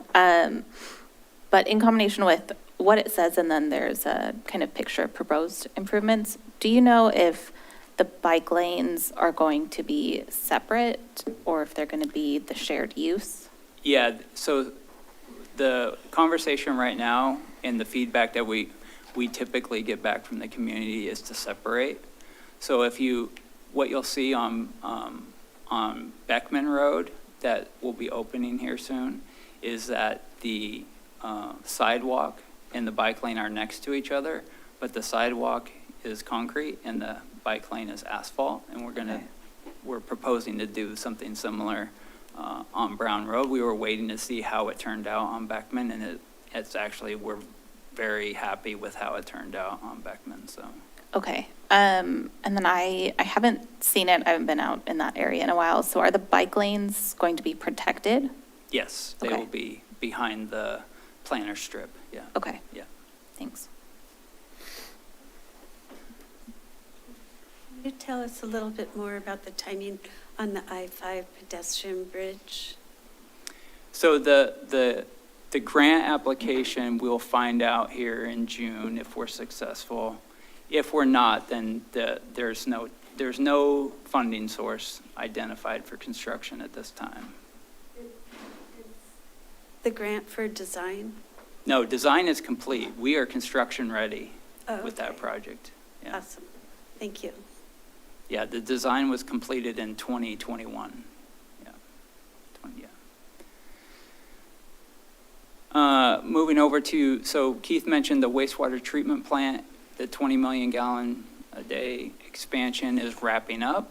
But with that wrapping up, we have another project that's needed to do some seismic improvements to the finished water pump station. As Keith mentioned, Sherwood does pay for 30% of those capital projects to the treatment plant.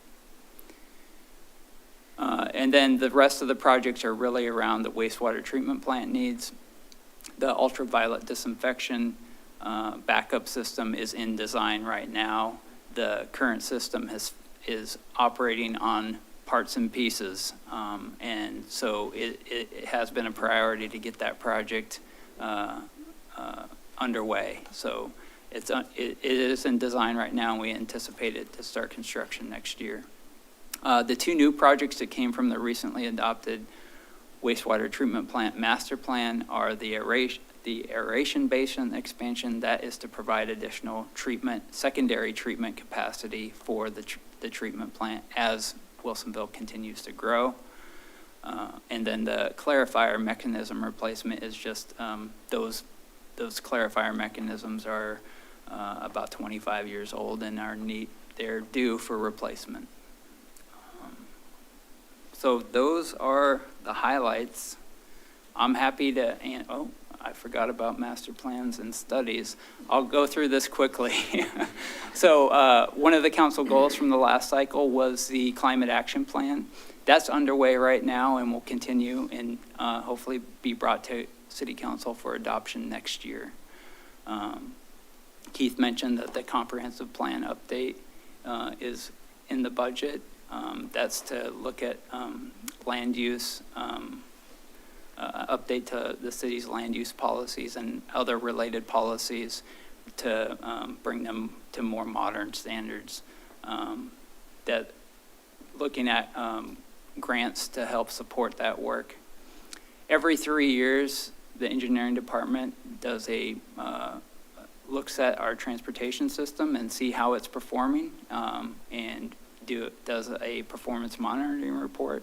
It feels like we just finished this, but it has already been 3 years, and so we're going to be starting that work again.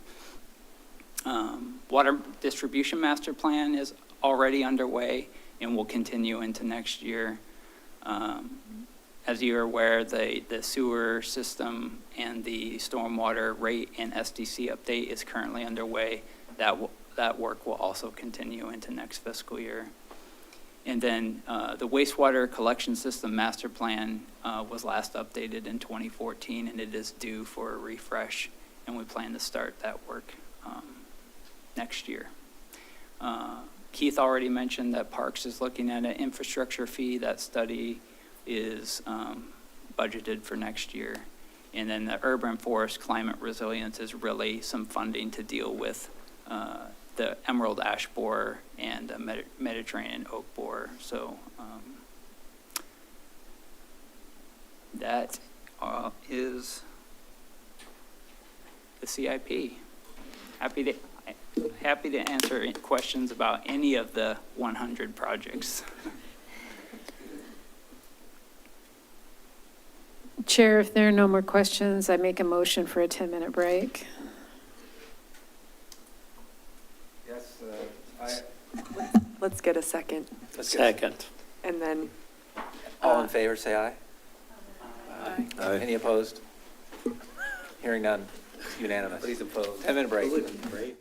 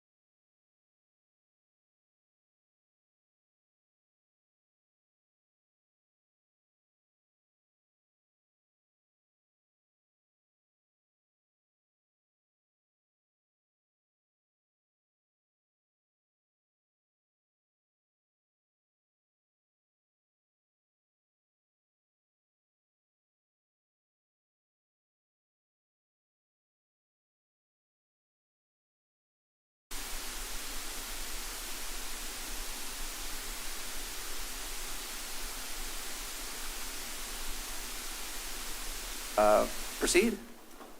Thank you. Next up are our department presentations, starting with Public Works and Transportation this evening, followed by the balance of the departments at our next meeting on Tuesday, May 13th. Just a quick note surrounding the format for these presentations. First, we'll have the department directors come up and give a high-level budget story of their departments, followed by a brief overview with the format illustrated here.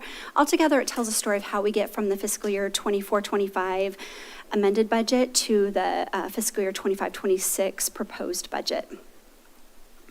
We will highlight also any significant changes. And as we do so, feel free to jump in at any time with any questions. A few comments for all departments that we just wanted to highlight before we start to get into the department presentations. Personal services includes a budgeted 10% increase for health insurance and a 14% increase for PERS for the next biennium, July 2025 through June 2027. Materials and services also reflects an overall increase in the cost of services. However, despite these factors, overall personal services reflects only a 5% increase, and materials and services reflects only a 3% increase for an overall operating budget increase of only 1%. So what you're going to be seeing throughout these presentations are really status quo budgets with just a handful of ad packages sprinkled in. So first up tonight is Public Works, for which I will turn it over to Public Works Director Delora Kerber. Good evening, Chair Moore and Budget Committee members. I'm Delora Kerber. I'm the Public Works Director here for the city, and I'll be sharing with you some information about the Public Works Department that is comprised of 10 different funds. So the Public Works Department operates and maintains the city infrastructure and is responsible for the public health and safety. Hit the admin, there we go. Okay, so admin staff provides leadership and support services for the department as a whole. We support engineering and planning projects such as West Side Reservoir, water, wastewater plant, Beckman Road, utility master plans as needed, give our input. We also manage our own projects, planning, design, construction of various sizes and types, such as the community service block master plan, did the police building remodel, City Hall carpet replacement. We're working on the community center siding replacement, et cetera. So in 2024, one of our projects we managed, the Public Works Complex, was awarded the Oregon chapter of American Public Works Association Project of the Year for structures between $5 million and $25 million. Very happy about that.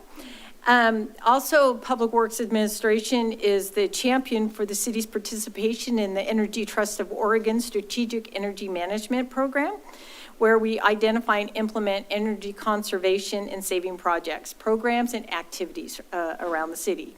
We take care of asset management, inventory, and preservation. We track the number, types, and condition and work performed on the various assets within the city. Next slide. All right.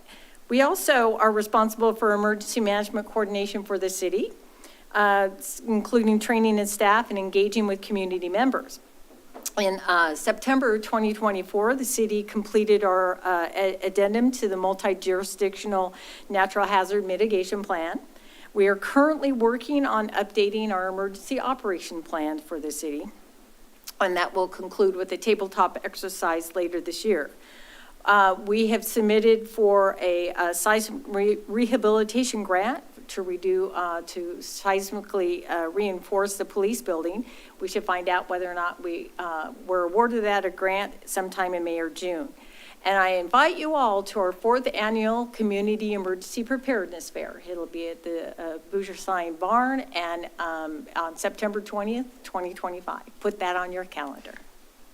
Next slide. All right. Oh, I guess you're next.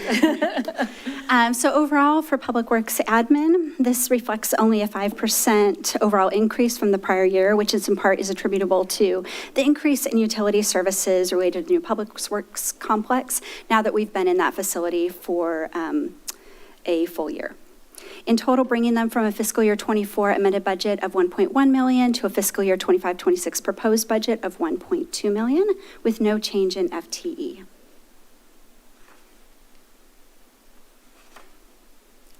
So before we launch into the next section, any questions on Public Works Administration, emergency management?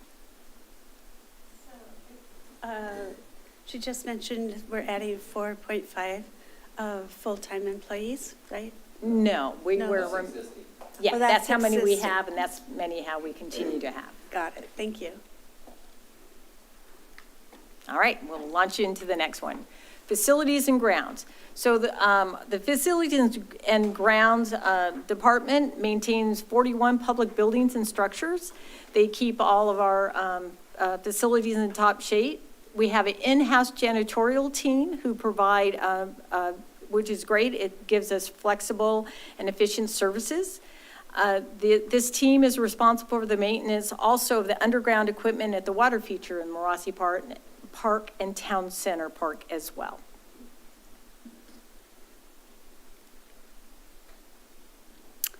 So overall, Public Works Facilities reflects a 3% overall increase from the prior year, in total bringing them from a fiscal year 24 amended budget of $2.3 million to a fiscal year 25-26 proposed budget of $2.3 million with no change in FTE.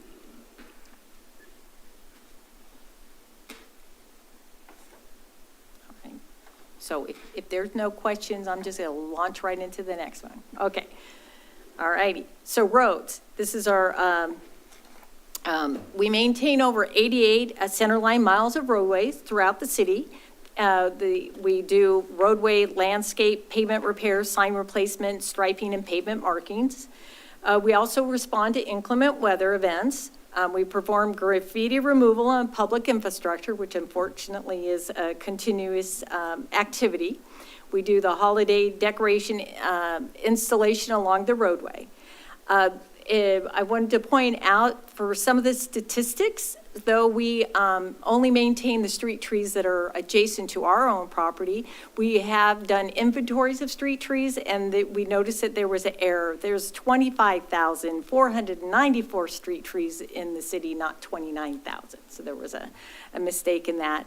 That information was captured from an inventory that we had done after the ice storm in 2021. So the actual number of trees is likely a bit higher, but that was the last number that we had collected. So in this fund, we are requesting additional funds, for articulating wheel loader that will help us with routine and emergency response capabilities to be able to move material around into vehicle or trucks and so forth. It's purchase is shared across several different funds. So for roads, as Dora mentioned, this includes the ad package for the articulating wheel loader, split across multiple operating funds, in total bringing them from a fiscal year 24-25 amended budget of $1.7 million to a fiscal year 25-26 proposed budget of $1.4 million with no change in FTE. The reduction in this department you will see is when we are backing out or removing those prior year capital equipment purchases that were applicable to last year. Question for you, Delora. It was mentioned earlier, we were talking about infrastructure and the fact that the city, Keith was mentioning, the city is aging. Mm-hmm. And when you think about infrastructure and how is that impacting our roads? Are we seeing increased maintenance and replacement and things along that line? Yes, I mean, as the pavement is wearing on, so there is, and Zach had talked about that we have the pavement maintenance fund in which we do significant rehabilitation of a roadway, say a grind and overlay or potential repair. But in addition to that, what we do is we have the ability to go out and cut and make patches to pothole locations, so yes. And then one other comment regarding the trees and this might be a little bit of a sidebar, has there historically been confusion between the neighborhoods / HOAs regarding who owns and who maintains those trees and what the city's responsibility is? Yes, there has been. And how are you rectifying that? Because I believe that that's still a misunderstanding that seems to continue despite communications you may be putting out. Right. Well, so when we are contacted about the need for something to be done for a street tree, that's the communication that we have with the public to let them know that the adjacent property owners are responsible for the vegetation, the sidewalk, and the street trees adjacent to their property.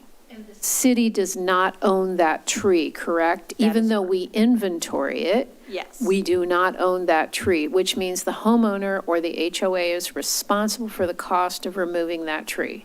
That is correct. What about sidewalks? The same with sidewalks. Thank you. Thank you. Yes. So, all right, let's see. Oh, street lighting. All right, here we go. Street lighting. So street lights are owned by the city, but we contract with PGE for the maintenance of the street lights. And over the last several years, starting back in February of 2021, we started converting from high-pressure sodium and mercury vapor lights to LED lights. And this year, we are coming in on our fourth phase, where we can convert the remaining number of the lights starting in fall of 2025. So this map is showing you that we had been able to, the phase 3 as well as this phase 4, is we have an interactive map that as the contractor moves through the city, the maps or the street lights that you see on this map will change colors. So people can clearly track where it's happening. But this map is showing you the street lights that we're going to be converting coming up later this year. And changes in the cost in this fund have to do with the rising cost of repair. It's really interesting, the number of poles that people tend to run over for whatever reason. And then we have to replace the pole as well as the lights.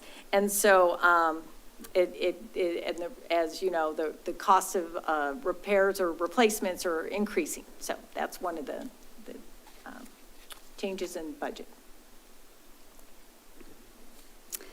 So as Dora mentioned, due to those rising costs of repair, overall, we're seeing an 11% overall increase from the prior year. In total, bringing them from a fiscal year 24-25 amended budget of $331,000 to a fiscal year 25-26 proposed budget of $367,000. Another All right. question. Sorry, I'm dominating, No. and I apologize. Are you starting to capture the savings from the LED conversions? Yes, we are. And in fact, I wish I'd had those statistics, but that's one of the things that we're able to do because we can track real time when they are making the repairs to the lights. We submit them then on a monthly basis to PGE, so they convert it from whatever schedule it is currently to the new schedule, so we can start seeing the savings immediately. Laura, the pole replacement, because people are hitting them, I guess. I'm assuming it's vehicles that are hitting. Yes. Are we capturing any money back from the drivers for their insurance to at least cover some of that expense? If we know who it is and If we're we can able identify to it. identify them, or, if they're still there when the police show up, yes. Right. We Okay. collect it back from the insurance company. Okay, all right. So, all right. So, water. So our water system is, as part of we are regulated under the Oregon Health Authority Drinking Water Program criteria. We have, as part of this program, our cross-connection backflow program that we implement that people will have behind their water meter. And then also, we do a lot of, both at the treatment plant and within the system, we do a lot of testing. We do it weekly, daily, monthly, quarterly, annually, and a lot of different special ones. So with water distribution, we have about 137 miles of water pipe. We have 4 reservoirs with a capacity of 10 million gallon storage capacity. Now, that does not include our new West Side Reservoir. So we have 8 groundwater wells that we could use for emergency backup if needed. This year, we had completed, or actually in 2024, we completed a Environmental Protection Agency mandated requirement to do a lead service line inventory. So we went through and we did a a paper analysis of any of the, any of the service lines that were installed after 1986, we could take out of the mix, but anything before 1986, we had to do a kind of a little search to figure out if we could tell if they had lead service line. Then we did a statistical analysis, then we went out and we ground truth, I think like maybe 1,000 different locations within the city to be able to determine that. So we've completed that. We also, every 3 years, are required to do lead and copper monitoring. This is where we send out sample bottles to 32 locations around the city, and we ask the residents to go ahead and give us a water sample so that we can test to see if they have anything above the actionable limit of lead or copper. This is one of the funds that we are going to be sharing funding for the articulating wheel loader. And one other thing I just wanted to say is, next page, is again, another opportunity for us to share with the public. This year we have implemented this hydrant flushing map.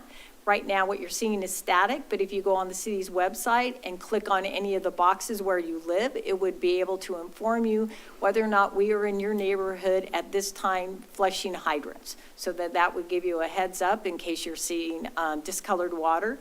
That has to do with the hydrant flushing, just stirring up some minerals. It's not harmful, it's just more irritating than anything. All right? Yes. So back to the service lines that you inventory.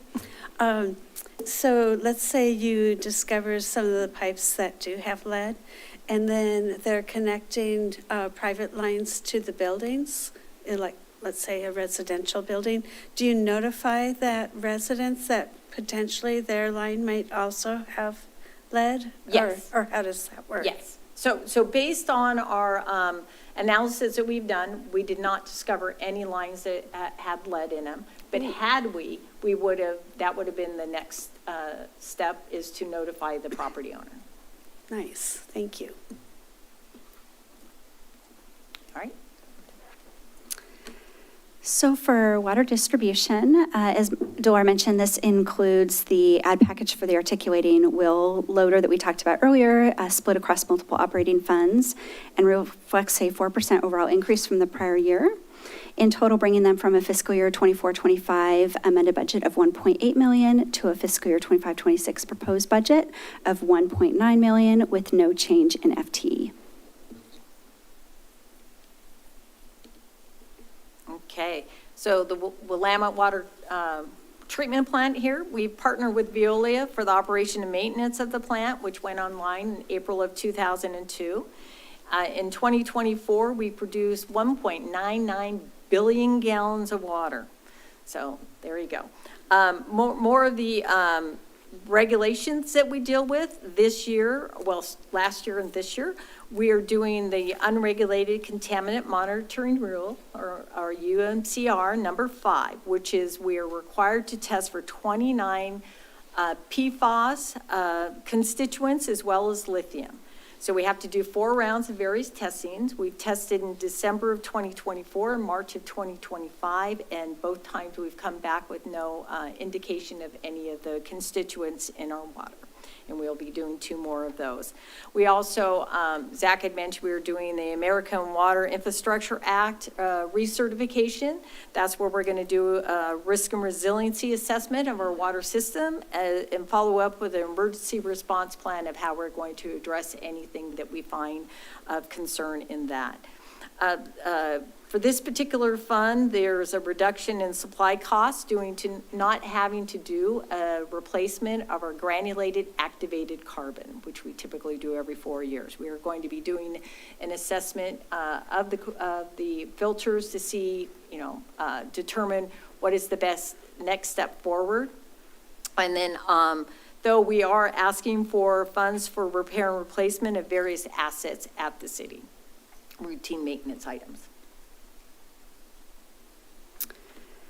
So even with those increased items that Dora was mentioning. We need some increased funding for repair and replacement of various assets. Overall, what we're seeing here is an overall 24% decrease from the prior year due to those one-time capital requests and material and service costs from last year. So overall, a 24% decrease from the prior year, in total bringing them from a fiscal year 24-25 amended budget of $6.3 million to a fiscal year 25-26 proposed budget of $4.8 million.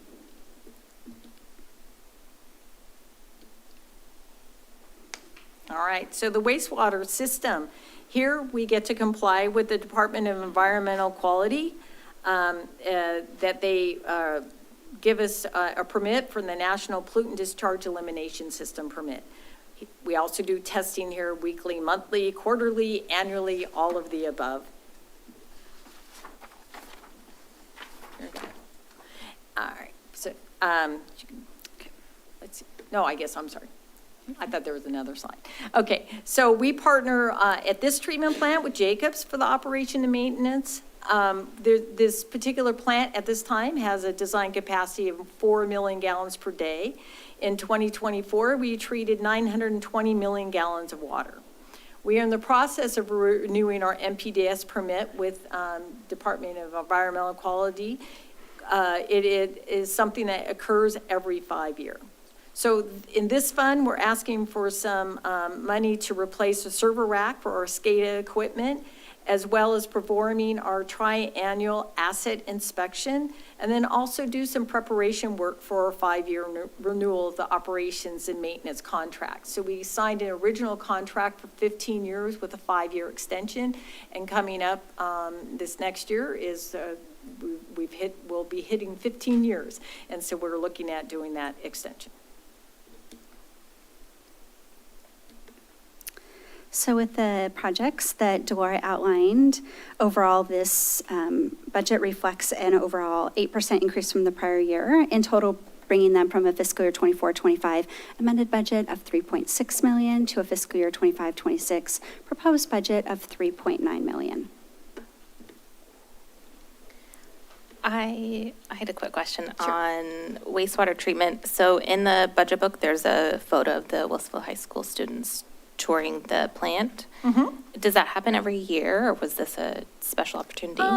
It does. I mean, maybe not consistently every year, but we do try to encourage people to come and visit. This year, I know thus far we've had about 30 students from Clackamas Community College Environmental Services Technology group, and high school civics groups, anybody who wants to take a tour, we're more than happy to entertain them at either treatment plant to have them come out and check it out. Okay, thanks. All right, so here we have wastewater collections and industrial pre-treatment. We have about 89 miles of sewer lines, 9 lift stations that we take care of. As was mentioned previously, we have a closed circuit TV program to help us assess the condition of the pipes. In our industrial pre-treatment program, we have 9 significant industrial users in which we have under permit that we write with them. We have 13 different businesses that we do best management practice agreements with, and over 110 food establishments that we track for our fats, oils, and grease program. So this one is, we're asking for some additional funds to help us develop more informational educational literature for the fats, oils, and grease program. And then also it's another department that will share in the cost for the articulating wheel loader. So overall, no large changes here. In total, this budget reflects a 2% increase from the prior year, bringing them from a fiscal year 24-25 amended budget of $1.3 million to a fiscal year 25-26 proposed budget of $1.3 million with no change in FTE. All right, stormwater. So here is another one that we comply with the Department of Environmental Quality requirements identified in the MPDS 404 permit, which is specifically for stormwater. We use the closed circuit TV program to help us do assessment of the stormwater pipes. We have a street sweeping program that we are able to sweep 177 lane miles and 42 bike lane miles each month. We have an Adopt a Road program. We have 40 sections available for people to come and do cleanings on 3 to 4 cleanings per year. We have about 9 miles of stormwater conveyances, being swells or other type of facilities that we have, and we have over 3,300 catch basins. There was a question about the number of catch basins, why it increased so much over our 2020 baseline, and it was because now we're capturing what we call inlets, so we kind of grouped them all together. So that's why that number went up. This one is another fund in which we're sharing the cost of the articulating wheel loader.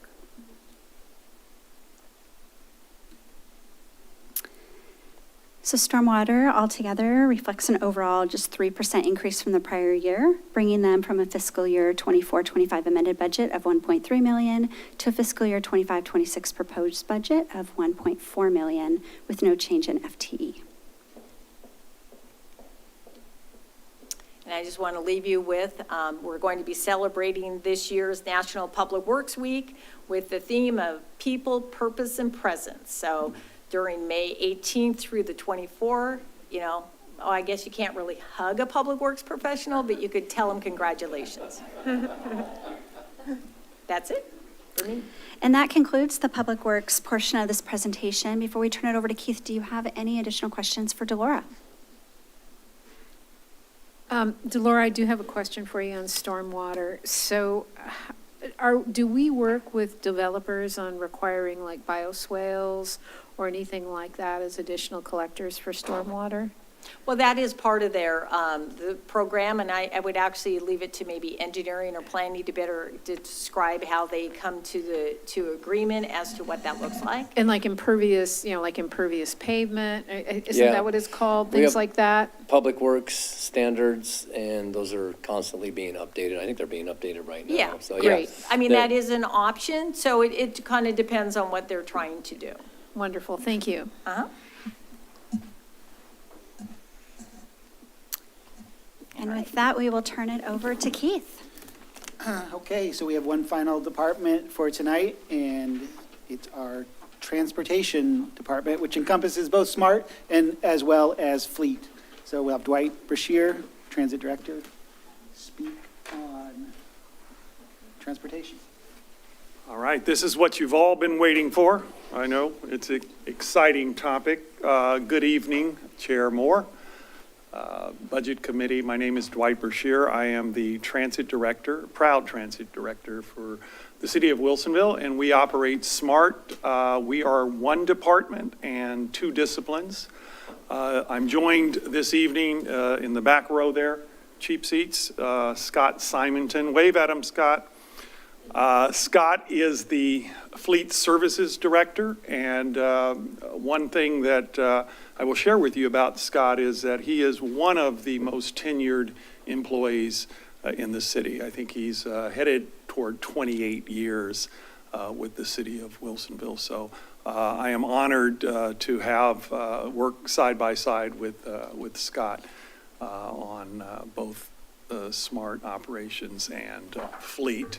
So I think that's what it says up there. The fleet department was moved under the transit operations some years before I got here, and it only made sense. The fleet department is responsible for purchasing and repairing anything that has an engine. The other day I was out in the shop, and Scott Wright, one of our, probably the most senior, most tenured employee in the city right now, was working on a small engine on a blower motor or something like that. So we fix anything that has an engine, and then we fix some things that don't. And we do a lot of our own fabrication. If a department decides that they want a particular something on a truck or something like that, we figure out how to make it work. So our whole business is customer service, and that's both our internal customers and our external customers. And I insist, as does Brian, that we take care of our customers on a daily basis. So I'm excited. I'm almost 40 years doing nothing but transit. And you know what? I love it as much today as I did 40 years ago when I started as a poor bus driver. And I mean poor that I wasn't very good at it. So they promoted me right up through the ranks as you would expect. And but I've had an opportunity to run transit systems literally all over the country. And this is one of my favorites, I will say. I have a lot of fun. So anyway, I think we can move on and we can. Okay, sure. I'll talk a little bit about this. We do have the top on my side, left corner there, picture is what will eventually be an automated bus wash. And we will have one of the only automated bus wash facilities in this particular region, in this area. The small providers in Canby and Sandy and all of the others are jealous right now and are threatening to bring their vehicles all the way from Sandy to wash them in our facility. But this will accommodate 40-foot coaches, and it works pretty much just as you would expect a car wash, but it's just on a much larger scale. This is scheduled to be completed, they're telling us now, around August or September, so we're excited to add this, and this will make the lives of the folks that actually clean and service our buses a lot easier. Smart Customer Service Center at Wela, the other picture, and it is a beautiful structure. And we will have a first floor right on the corner of the building there, Regional Customer Service Center. And the goal there is to provide live individuals to provide customer service to folks that would come in and need that information. We will also have kiosks for those folks that want to, just kind of do their own travel planning. We will also have areas for folks to sit and plug in their laptops or phones and charge and that type of thing. And we plan to have, and you'll see that as we move on, 2 customer service representatives, and through intergovernmental agreements with the city of Sandy and the city of Canby, Clackamas County, and the city of Molalla, those customer service representatives will service the entire region as far as customer service, of course, TriMet and Chariots as well, but we will be providing that information. And so through that agreement, they will help pay some of the costs, the salaries and benefits for those individuals as well. So this is going to be a really incredible addition to the city and the folks that live there. 121 units of affordable housing with free transit literally right outside their door. So we're excited to be able to provide that. Dwight, can you go back to the prior, can you please go back to the prior slide? Sure. I want to talk about a couple of the bullet points in here. On this this bus wash, you said it will make your employees happy, but what are the cost efficiencies that are tied to that?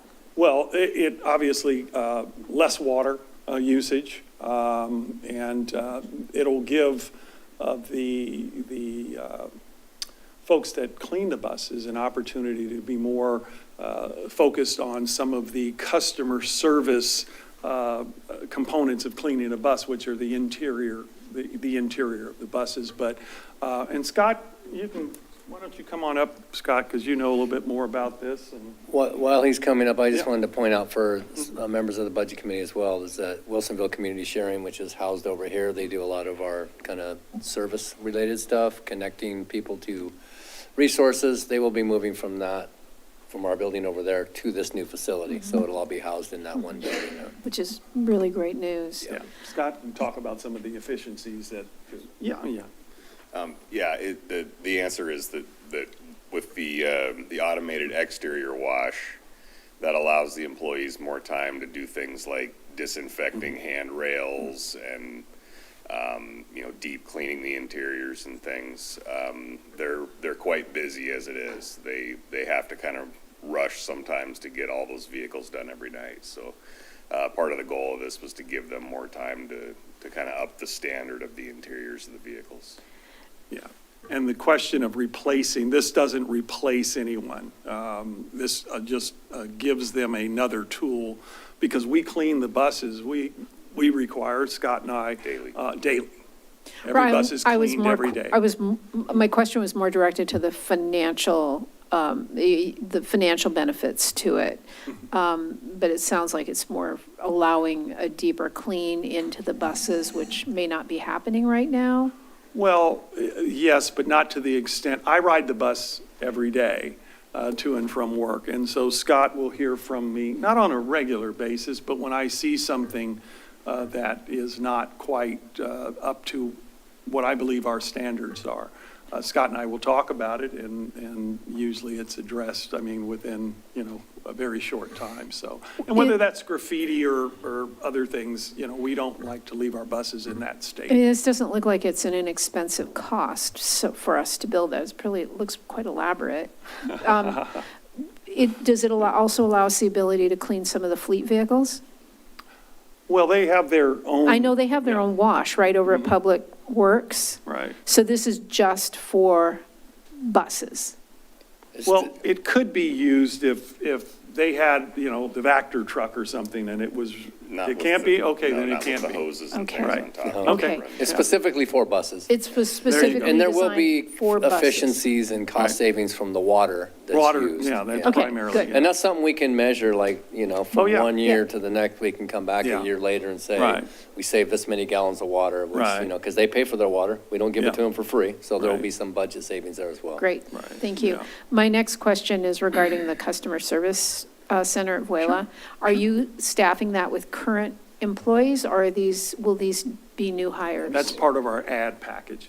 They will be two full-time, two FTEs for that. Two FTEs, Right. and that's in addition to the drivers that you're going to be adding for the Clackamas Town Center route? Right, yeah. The Clackamas Town Center, and I didn't mean to skip over that. We just signed an agreement a few months ago with ODOT.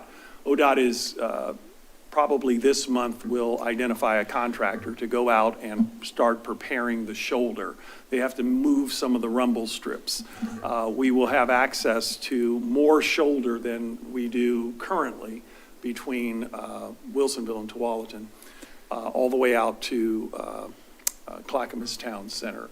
And so we're thinking about 3 drivers. We already have the buses for that. We've already purchased the buses for that service. So we're hoping to kick off that service probably late fall of But this year. you might want to explain Yeah, how you're paying for those 5 positions. please do. Oh, you're all worried about how we're paying for that. That's why we're the Budget Oh, Committee. Yeah, I get it. All right, they don't know me very well. All right, we're using other people's money to pay for those, as most of what you see is other people's money. So the service to Clackamas Town Center, which I estimate is probably about $1.3 million operating cost, will be bore by primarily TriMet, because we've identified it as a service that operates outside of our service area, but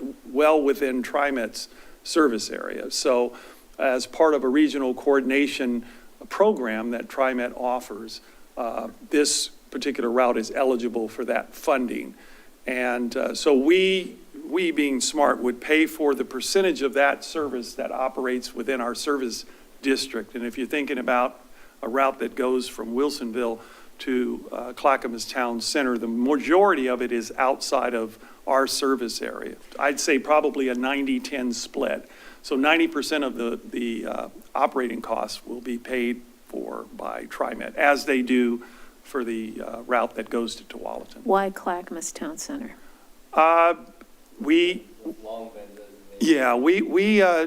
through a transit master plan and through our outreach, are surveying residents and other folks that use our system, and it was one of the top destinations. Believe it or not, it used to be Portland, and through COVID and some other things, Portland kind of fell off as down the list a bit. But Clackamas Town Center because of a number of jobs out in that area and probably at the town center itself, folks were interested in transportation out there. So did you do test runs? Oh, we have, To see what yes. the ridership was? Well, we do studies and. Okay, yeah, studies, yeah. okay. And studies are obviously only as good as, well, they can be without actually putting service out there. I wanna And be you're working really- on bus on shoulder for 205 as well. Yeah, Which and that would was make- that was our next best opportunity for bus on shoulder, and ODOT was all in, so. Which will drive ridership up. Yeah. Because Yeah, nobody because wants they're to be not, stuck we on don't have to 205. wait in traffic. I want to be really careful about what I'm going to say now. Please. I won't go to Clackamas Town Center because it's dangerous. It's perceived as dangerous. I will not get out of my car and walk out there.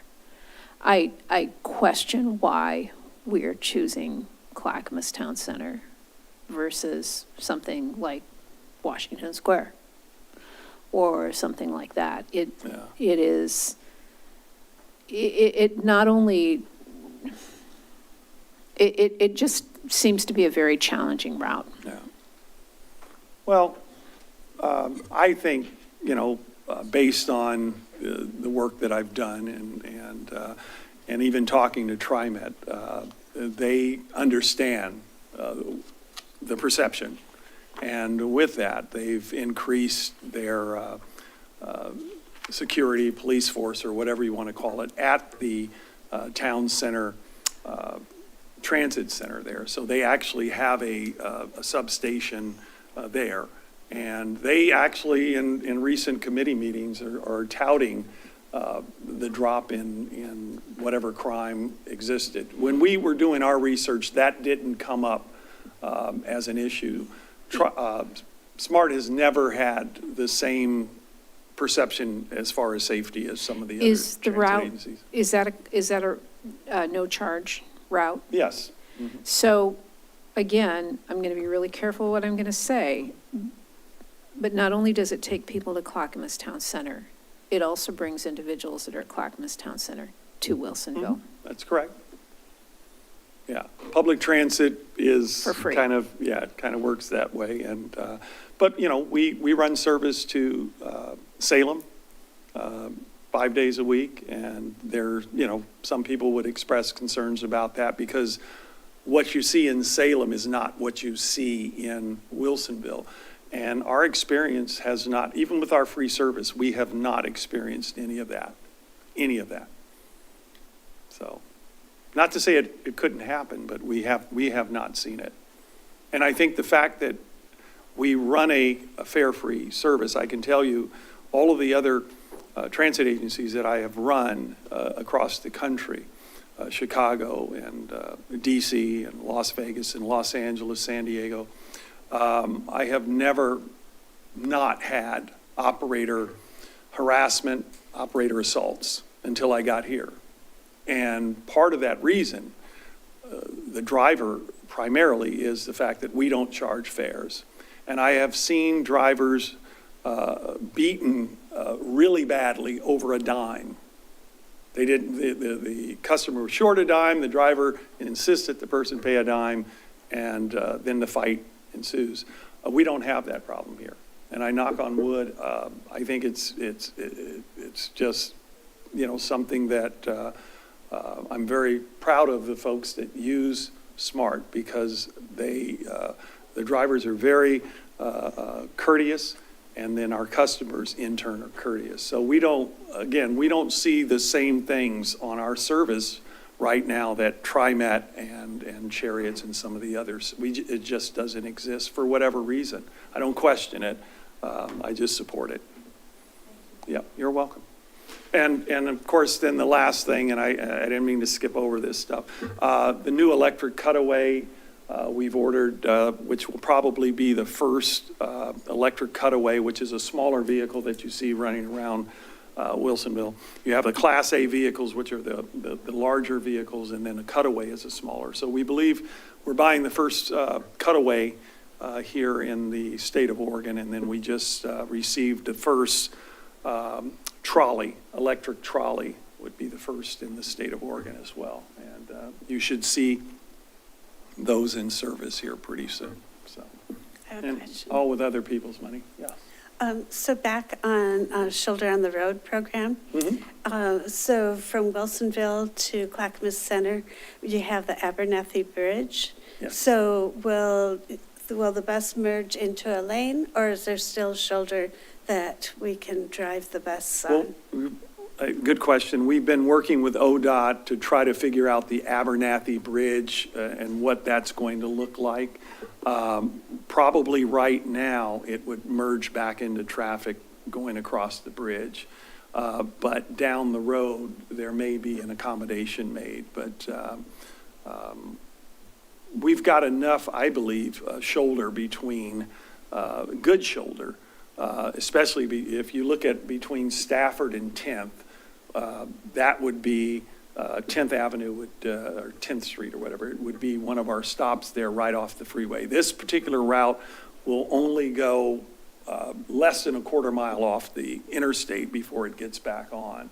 And so there's a lot of really wide shoulder along that stretch. Once we get past Oregon City, then it gets a little bit more dicey. But most of the traffic is, between Stafford and Oregon City. So I think we'll have that. I think it'll be a really efficient service for those folks that use it. And I think if Dolores still here? Yep. Okay. And she has been pushing me hard to get this service started so that she can ride. So I just wanted to let her know it's coming. So I'm just kind of curious, because I don't have a map in front of me, but I know that a lot of people like to go, let's say, from Wilsonville to Oregon City, up to where the county's service buildings Right. are. So having the shoulder on, the bus on the shoulder, it's late. Yeah. You know what I'm talking about. Yeah. Is that going to help people get, is there like a place where they can connect with Oregon City? Yes, this service, as a matter of fact, what we're planning in Oregon City is the Oregon City Shopping Center. There is a transit center there, but we're thinking the Oregon City Transit Center because or Oregon City Shopping Center, because the transit center is being remodeled by TriMet, and right now it is undersized. And so a lot of the buses get backed up in there. And so our hope is, and we've already had some of the other providers saying, Dwight, if SMART goes to the shopping center, we're going to move out of the transit center and come over there. So there will be connections. There's already routes there. TriMet has a route that comes through there, and there's a couple of shuttles that come through there. So our customers would be able to easily transfer over to those buses. Thank you. Yeah, you're welcome. All right. So I think, Can I have a couple of thoughts that may have a question in it? Sure. So just going back to the Clackamas Town Center thing. So if you didn't hear earlier, I'm a criminal defense attorney mostly in Washington, pretty much exclusively in Washington County. Okay. So I deal with Washington County crime daily. This is anecdotal. I don't think there's any more crime at Clackamas Town Center than there is at Washington Square Mall. I get the police reports. I see them. I've been in both malls. But did it factor in maybe Clackamas Town Center because it also connects to the MAX? And so you can basically go from Wilsonville to anywhere basically around the whole Portland area just by going to Clackamas Town Center. And the other thing too is that with a connection to Oregon City, especially with the new courthouse being moved, was it factored into allowing our city actually to have public transportation to the courthouse? Because that, for a lot of people, that's a really hard thing to do. I represent a lot of people who need public defense. They can't afford to drive to the courthouse. Right. And so people, in that situation could be benefited in that way. So there might be a question in there, I'm not sure, but those are some thoughts. No, I think those are all good points, and those were things that we considered. I work with the small providers of Clackamas County, and there are 5 of us, and we meet every Wednesday, and we have since 2018, and we discuss these particular things. One of the things about not only the MAX, but once this service is up and running, someone could literally ride from Wilsonville to the city of Sandy, because Sandy brought a route over from Sandy to the Clackamas Town Center. They've been running for about a year, waiting for us to add that our service so that folks can make that connection. So our goal and the goal of the statewide transportation improvement fund is to connect communities, and that's ultimately what we're trying to do. And this is one of those steps in that direction. I will also let the Budget Committee know that we are working with Amazon, and I meet with Amazon every other week, and they are really, really nice folks down in Woodburn. And we're working with Chariots and the city of Woodburn to provide service to the new $3.8 million Amazon facility in Woodburn, which should be coming online in June. They're saying trucks should be rolling in and out of there starting June 11th. But we are working, and that service, we're going to offer initially some van pools out of Wilsonville, and Chariots will do the same out of Salem and Kaiser, and then we'll augment that eventually with fixed route service throughout the day. They're operating 24/7 there. We've already told them that that's probably not in our business model, and they accept that. But we will be able to get people there through the core hours of their business. So, yeah, excited about that. But that's not part of this this budget right now. So, just to let you know. Dwight, I had a couple, maybe, hopefully quick questions Sure. for you. For the new housing development, do you know, or do you have an estimate date for when that will be completed and when that, the transit center and the bus stops and everything will maybe go back to normal? Yes, I do.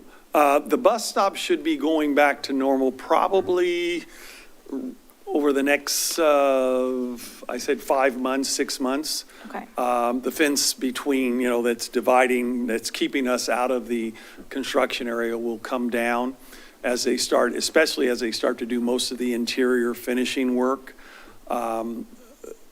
They are right now on schedule. I was in there about a week ago on the 5th floor, had a hard hat on, picture me in a suit and a hard hat. But anyway, they are planning for a early 2026 completion. They said they could be done by December, but the likelihood is it'll probably push into February or March of next year.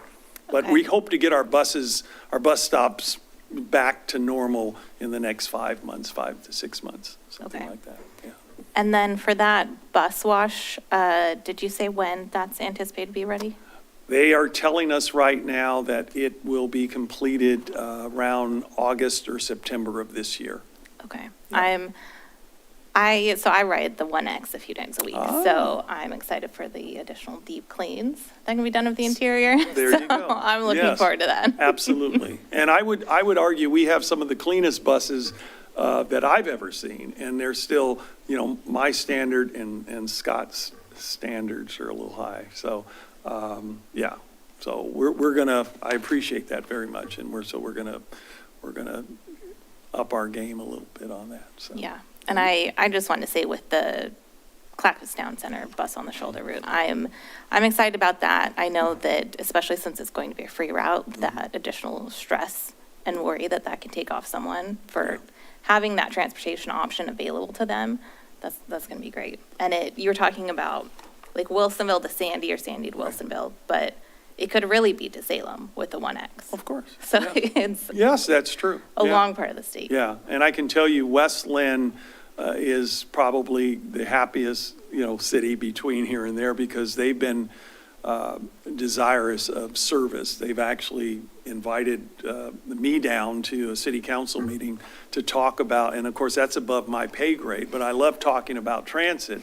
But they were interested in sharing SMART, as was Hillsborough, as was Tigard and Tualatin, the other communities, because they're dependent upon TriMet, and TriMet is fine for what they do, but we are more of a community-oriented transit service, and so we're very nimble, we're very flexible. We love working with our residents, and we love working with our businesses to tailor service that fits their needs, and we've been able to do that quite nicely. So, yeah.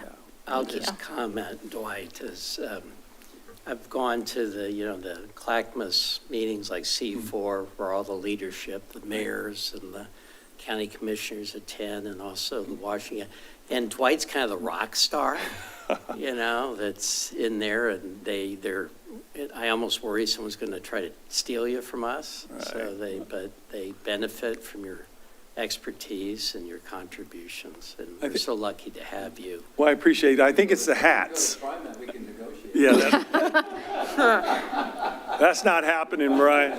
And you're a snappy dresser. Let's just lay it out for what it is. You're a snappy dresser too, that's right. Yeah. The hats too. Well, I appreciate that, Mayor O'Neill. I ditto that. And we have a meeting tomorrow night with the C4 tomorrow night. So, Yeah. yeah, I love those folks. I mean, I really do. I love transit. I love being able to help people and provide that service and at a very, very high level. We are one of the top, you may or may not know this, some of you may, we are one of the top 10 transit agencies in the nation based on a community survey that happens every couple years. We are off the charts as far as customer satisfaction and ease of use, and all of our buses have free Wi-Fi. And so I ride, I'm not on today because I have to be here, but I ride every day. I'll be on the bus tomorrow morning coming to work, and I absolutely love it because it's a great service and it's getting better. So. Hey, Dwight, how are you going to use that trolley? Ah, the trolley. It's a beautiful trolley, by the way. We just got it branded yesterday, and because of the way it was funded through DEQ and the Volkswagen settlement money, we have a lot more flexibility with the trolley than I do, say, with one of the electric buses, which was federally funded. The federal government restricts the use of those vehicles, and they are very clear on, and I have to solemnly swear that, we didn't take folks from here to Disneyland or something like that on those. But that being said, the trolley will have a lot more flexibility, and we can use it in the community as I think some people would like. How far can it go between Well, charges? Scott, what do you think on the charge on the trolley? So have Yeah, you thought 150. about taking it and using it for to take folks that are coming into Wilsonville and staying at the hotels to go on to wine tours, or taking them to some of those areas where they can connect and so they don't have to drive? You wouldn't do the tour, obviously, but you could get them to Dundee or something like Right. that. Yeah. I just think about from a tourism standpoint, if there are other things that you could do with that. I think the possibilities are, I don't want to say endless, but they are certainly better than it would be on a federally funded bus. So we want to, maybe get a group together and start. The one thing I don't want to do is and I've had this problem in other cities, is when you have a trolley, people want to use it for their daughter's wedding or their son's wedding. And we're going to try to, as best we can, to avoid those kind of things. But I think there are tourism opportunities that may exist that make sense for the use of the trolley and the high-profile nature of it. But it's a beautiful trolley. As I said, I think it's the first in the state to operate totally on electric. So. I just know for personal experience, when my son got to ride the old one, Right. which wasn't efficient, that was like a kid's dream. Yeah. In the community to all the events. Yeah, So and this one has all of the features that the old one had, but it is an all-weather, all-season trolley, That's which the other one was a fair-weather type trolley, but it still has the bell, that you can ring. I think you push a button and it ding, ding, and all that kind of stuff, and has the creature comforts for the driver to make it more comfortable. But I think when you get an opportunity to sit in this trolley and experience it, I think everybody here, the council will over the moon happy with it. And the other one lasted, we had it for about a little over 20 years. It served us well, but we had to, because of the agreement we have with DEQ, we had to literally destroy it. And so we do have small pieces and parts left that I think Scott and his team have a plan to kind of develop something very special that will kind of commemorate the old trolley. But the new one, I think once you ride it, it'll quickly make you forget about the old trolley. So. Dwight, you mentioned the contract that we're entering into a contract for this Clackamas Town Center route. The contract is with, if there's a contract with ODOT that basically says, we're going to prepare the shoulder for you. We're going to stripe it, put signage up, move the rumble strip so that it doesn't create, that sound when the bus is going. And then for our part, we're going to provide the buses and the drivers for that service. And so how long does that, are we locked into this Oh, contract? it's to not, drive for? it's not one of those at all. They don't, we don't have, it's not like you have to operate the service for 10 years or 15 years, anything like that. It's just, we're going to do this and we're going to prepare it, and you'll have access to it. We are the only transit agency in the state of Oregon that is allowed to operate on the shoulder of the interstate. TriMet can't do it, Chariots can't do it, Lane Transit, no one else is allowed to operate but SMART. Gotcha. So, yeah. I would echo Member Dunwell's concerns.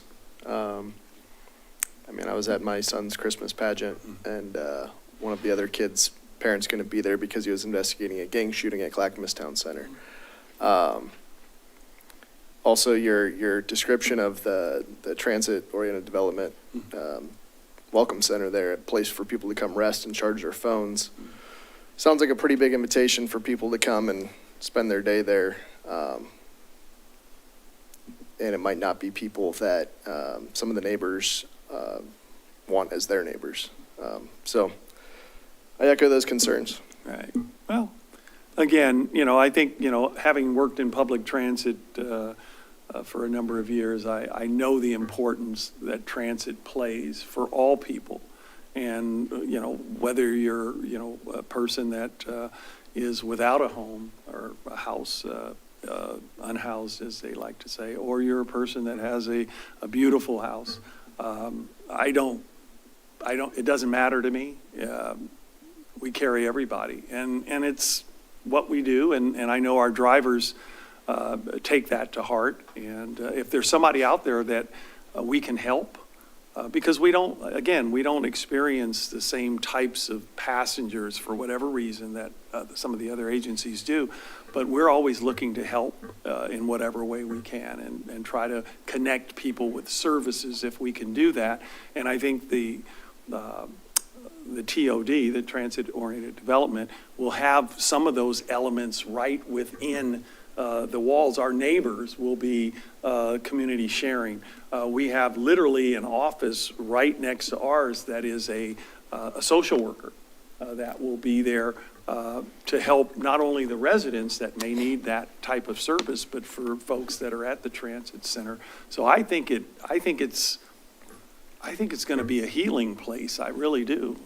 That's the way I see it. And SMART is going to play a key role, because when folks come out and they want to go to work at Amazon, we're going to get them there. If they want to go to work at Clackamas Town Center, we'll get them there. And, I'm not naive, to think that, things may not, go exactly as we planned. I'm never going to put my drivers in a bad situation like that, and they're going to tell us if there are issues, but we're not hearing that right now. And I hope Clackamas, and I hope it's not a strategy, I get it, but I hope Clackamas Town Center benefits from a service like ours, and that we don't have to reevaluate it and decide that maybe it's not where we want to be. I hope that's not the case. And I think we're going to see this through different lenses. As a former police officer, I've seen a lot of the effects of things like this happening. In the city that I worked in, when mass transit was run out to the city of El Cajon in Southern California, it was a death knell for the city. It ran people to the courthouse. We've talked about that. It ran them to resources like the parole office, things like that. I would wager that if we went out and we surveyed the neighbors there on the east side of Villebois with some of this information, I'm not sure that a lot of them would be real big fans. I've talked to some of those people myself, and there's concerns about this whole thing in place. And I'm concerned that we're putting 5 FTEs in place that are going to bring issues that aren't Wilsonville issues. Okay. Well, I respect that, and I lived in El Cajon and drove to the transit center there when the trolley, trolley brings business. So I'm not sure of El Cajon's experience, but I can tell you I drove to the transit center every day, and I caught that trolley into downtown San Diego, and it was one of the most enjoyable rides that I've ever, taken, because it was free for me because I worked for the company, obviously, and I just remember, just meeting so many nice people, and there were people on there that didn't pay the fare, and they had fare enforcement officers on the train, but I never experienced, in the years that I rode it, I never experienced anything negative. I've never experienced anything negative myself using transit. And again, I ride every day. I'll be on it in the morning and looking forward to it. So I respect that, but my experience has been a little different. I'm not in law enforcement. And so I'm not looking at it through that lens. I'm looking at it through just a lens that transit is one of those things that helps everybody. And whether you use it or not, I think it's Unfortunately, that statement's too true because it also helps people come into communities and victimize those communities. Yeah. So Dwight, you started out your presentation this evening talking about customer service. Yes. And the customer service, in my opinion, that your program provides is exactly the way I want Wilsonville to appear in our region. I will just echo, this city's a city of belonging, and when this is completed, I look forward to being there, and I think it's so needed. Yeah. So thank you, Dwight, for you're your welcome. presentation. Yeah, absolutely. I'm not going to stop doing what I do. I'm not afraid of anything. I don't fear anything. I mean, yeah. I've lived too long to be afraid. Maybe I'm not smart enough to be afraid of what I'm supposed to be afraid of. So, yeah.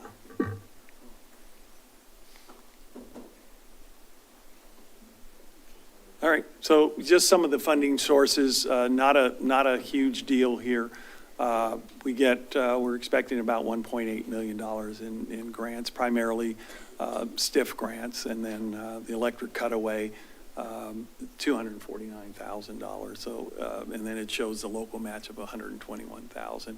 And the local match right now is part of the STIF funding. So again, it doesn't impact our operating budget at all. It's monies that we receive through the state that we use to match federal grants. And again, I think Keith brought it up, $1 million bus, which isn't far-fetched, folks, right now. The larger buses are running, especially electric buses, are running about $1 million a piece. And of that, the federal government will pay $800,000, and then we pay the other, the balance, $200,000. And also the federal government, through a 5307 formula fund, help pay the lion's share of the maintenance on all of their buses, so they understand the importance of maintaining those buses, so much so that they actually provide a grant. And that's a grant that comes to us every year. It's not a competitive grant. It's a grant that's just based on the fact that we are a direct recipient and operate in the UZA that is Portland. So we share the UZA with TriMet and Vancouver C-Tran. So anyway. So we just got 2 more slides, and this is just the finances of it. They have a 24-25 budget of $10.5 million, and it goes into a 25-26 proposed budget of $9.9 million. And the largest reason for that reduction is, if you look at the bottom, the removal of capital outlay from last year, $2 million, brings it down to that $9 million. If you have any specific questions, we can go through here, but it's 51.38 FTEs with that 5 additional FTEs. That's the biggest change, are those FTEs. Dwight, I did have a couple other questions. Sure. Well, a couple comments too. So I've noticed the bus stop upgrades that have been made, the electric signs and everything. I just want to say great job on those. Those are really nice to see. Thank you. And then I also noticed, so in the budget document this year, there's the mention that the smart fleet of buses is now up to 60% alternative fuel vehicles, and mentioned there's 21. so I was looking last year was 17, so an increase of 4, which I know is, for those buses, that's a big lift, so it's great to see as well. And then I did want to see, has there been any change in getting that Coffee Creek route from TriMet? Yeah. It sounds like maybe no. Yeah. We're still working on some things, but yeah. We Okay. don't want to, yeah. It's about what you think. So, Okay. yeah. Good to know. You don't want to get me This going. is short and sweet, no. Yeah.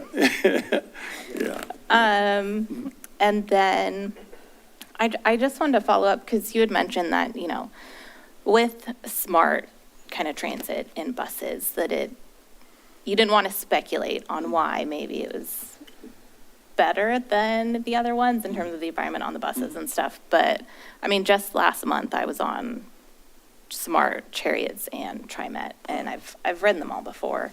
And smart buses, just the environment, it's much more calm and peaceful. And I think part of that is just how Smart operates and, you know, the lack of kind of fare enforcement and things like that, because the 1X it's a fared route, but there's not really enforcement on that. Right. And I mean, that's part of it. And then just kind of the calm demeanor that the bus drivers themselves had. There's, you know, occasionally there's different people that are on the buses trying to get somewhere. Right. And the bus drivers just handled that in a calm manner. And it's not like it is on the other transit routes, whereas, you know, there's not always an incident, Right. but sometimes it's a bit more just kind of tense being on those compared to Smart. So I think part of that is just how Smart operates, Right. which it's really nice to see. Right. I know being on being on a Smart bus, I know I can just relax, and it's nice not having to drive and deal with other drivers on the road. I love hearing that. And I learned 40 years of transit has taught me if you don't stress your employees out, then they won't be stressed out and the customers won't be stressed out. So when you walk into our facility, it says, "Welcome to Smartville." That's what we coined, that's what we call it.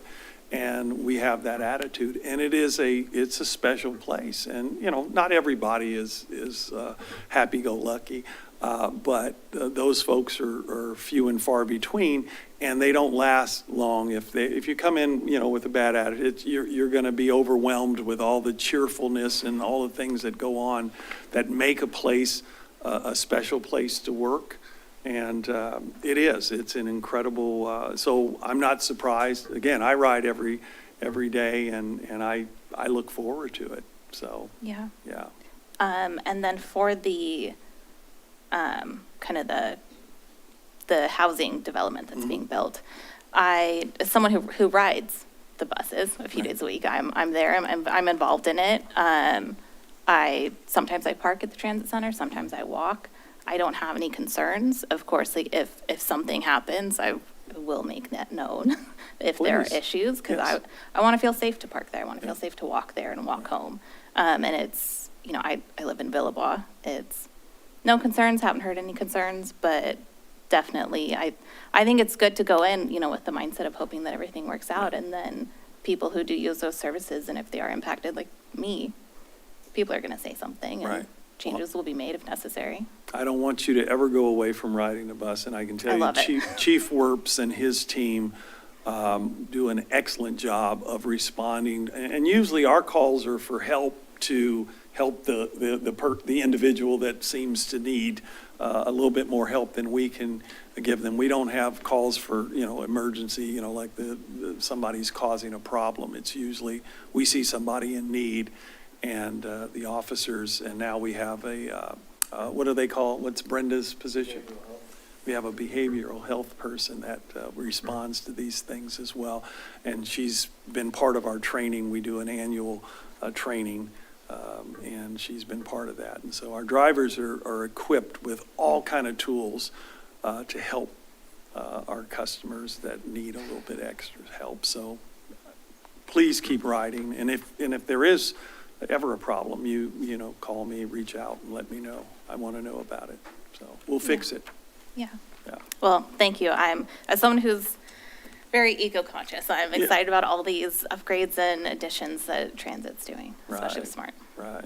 And I think the Budget Committee should know that a few years ago, I was contacted by ODOT, and we were, SMART was only one of two transit agencies in the entire state that operates in the black. And we have, since I've been here, continue to operate in the black, and I wouldn't have it any other way. So we talk about all of these additions and all of the things that we're doing, but I've been doing this long enough to understand that there are funding sources out there that will not impact our budget. And so I'm always looking for those opportunities to take advantage of those grants. And we have been very, very successful at the federal level, especially getting these grants and bringing the monies into the city of Wilsonville. And we'll continue to do that. I don't see that stopping at all. We'll keep fighting for Wilsonville. So. Sure. Just talking about spreading the costs. So under personnel services, for the regional customer service, and it looks like furnishing and technology, I think you mentioned earlier that we're sharing the costs, right? So this is only reflecting our share, right? Right. It's not the whole. Well, no, I think it's reflecting the entire cost. What's not reflected is we don't have the IGAs in place. So it'll be kind of a percentage type, because Canby is larger than Sandy and Sandy is larger than Malala. So it'll be a percentage type sharing. These numbers will be adjusted. Those are the full numbers, yeah. And then we should be able to adjust those numbers down based on. Nice. Yeah. Perfect. Thank you. Yeah.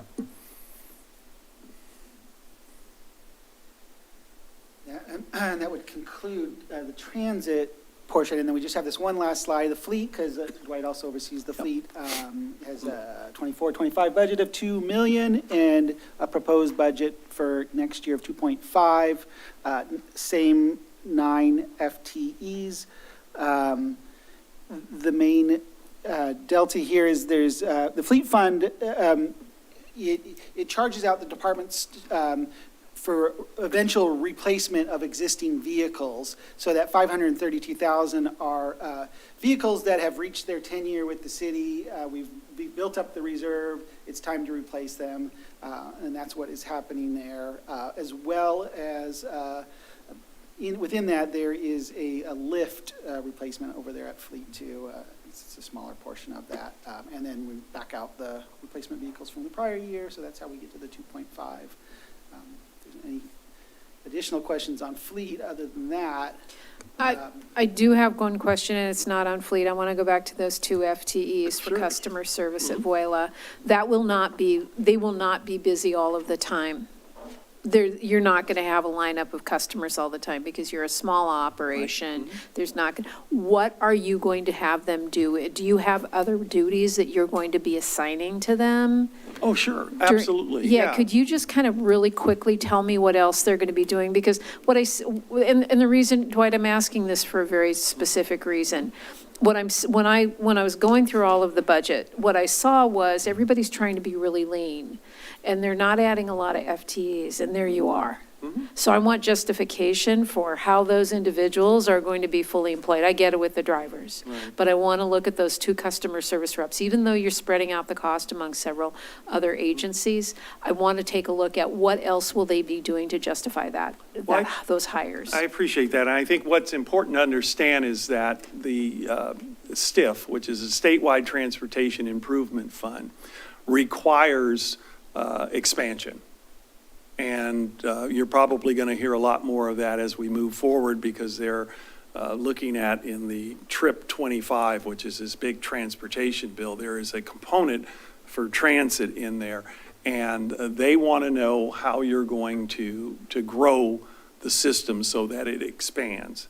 And so this is an opportunity for us. I mean, we put this customer service center in there.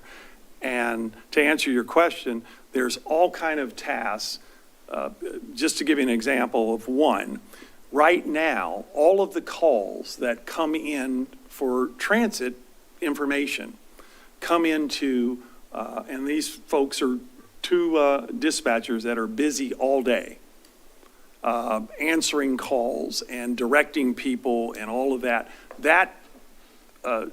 those tasks will be moved over to these individuals. Now, keep in mind, there's going to be some overlap, but there's probably only going to be one person on duty at a time, so they're not sitting side by side providing this service. So there's one person on duty answering phones, giving out information.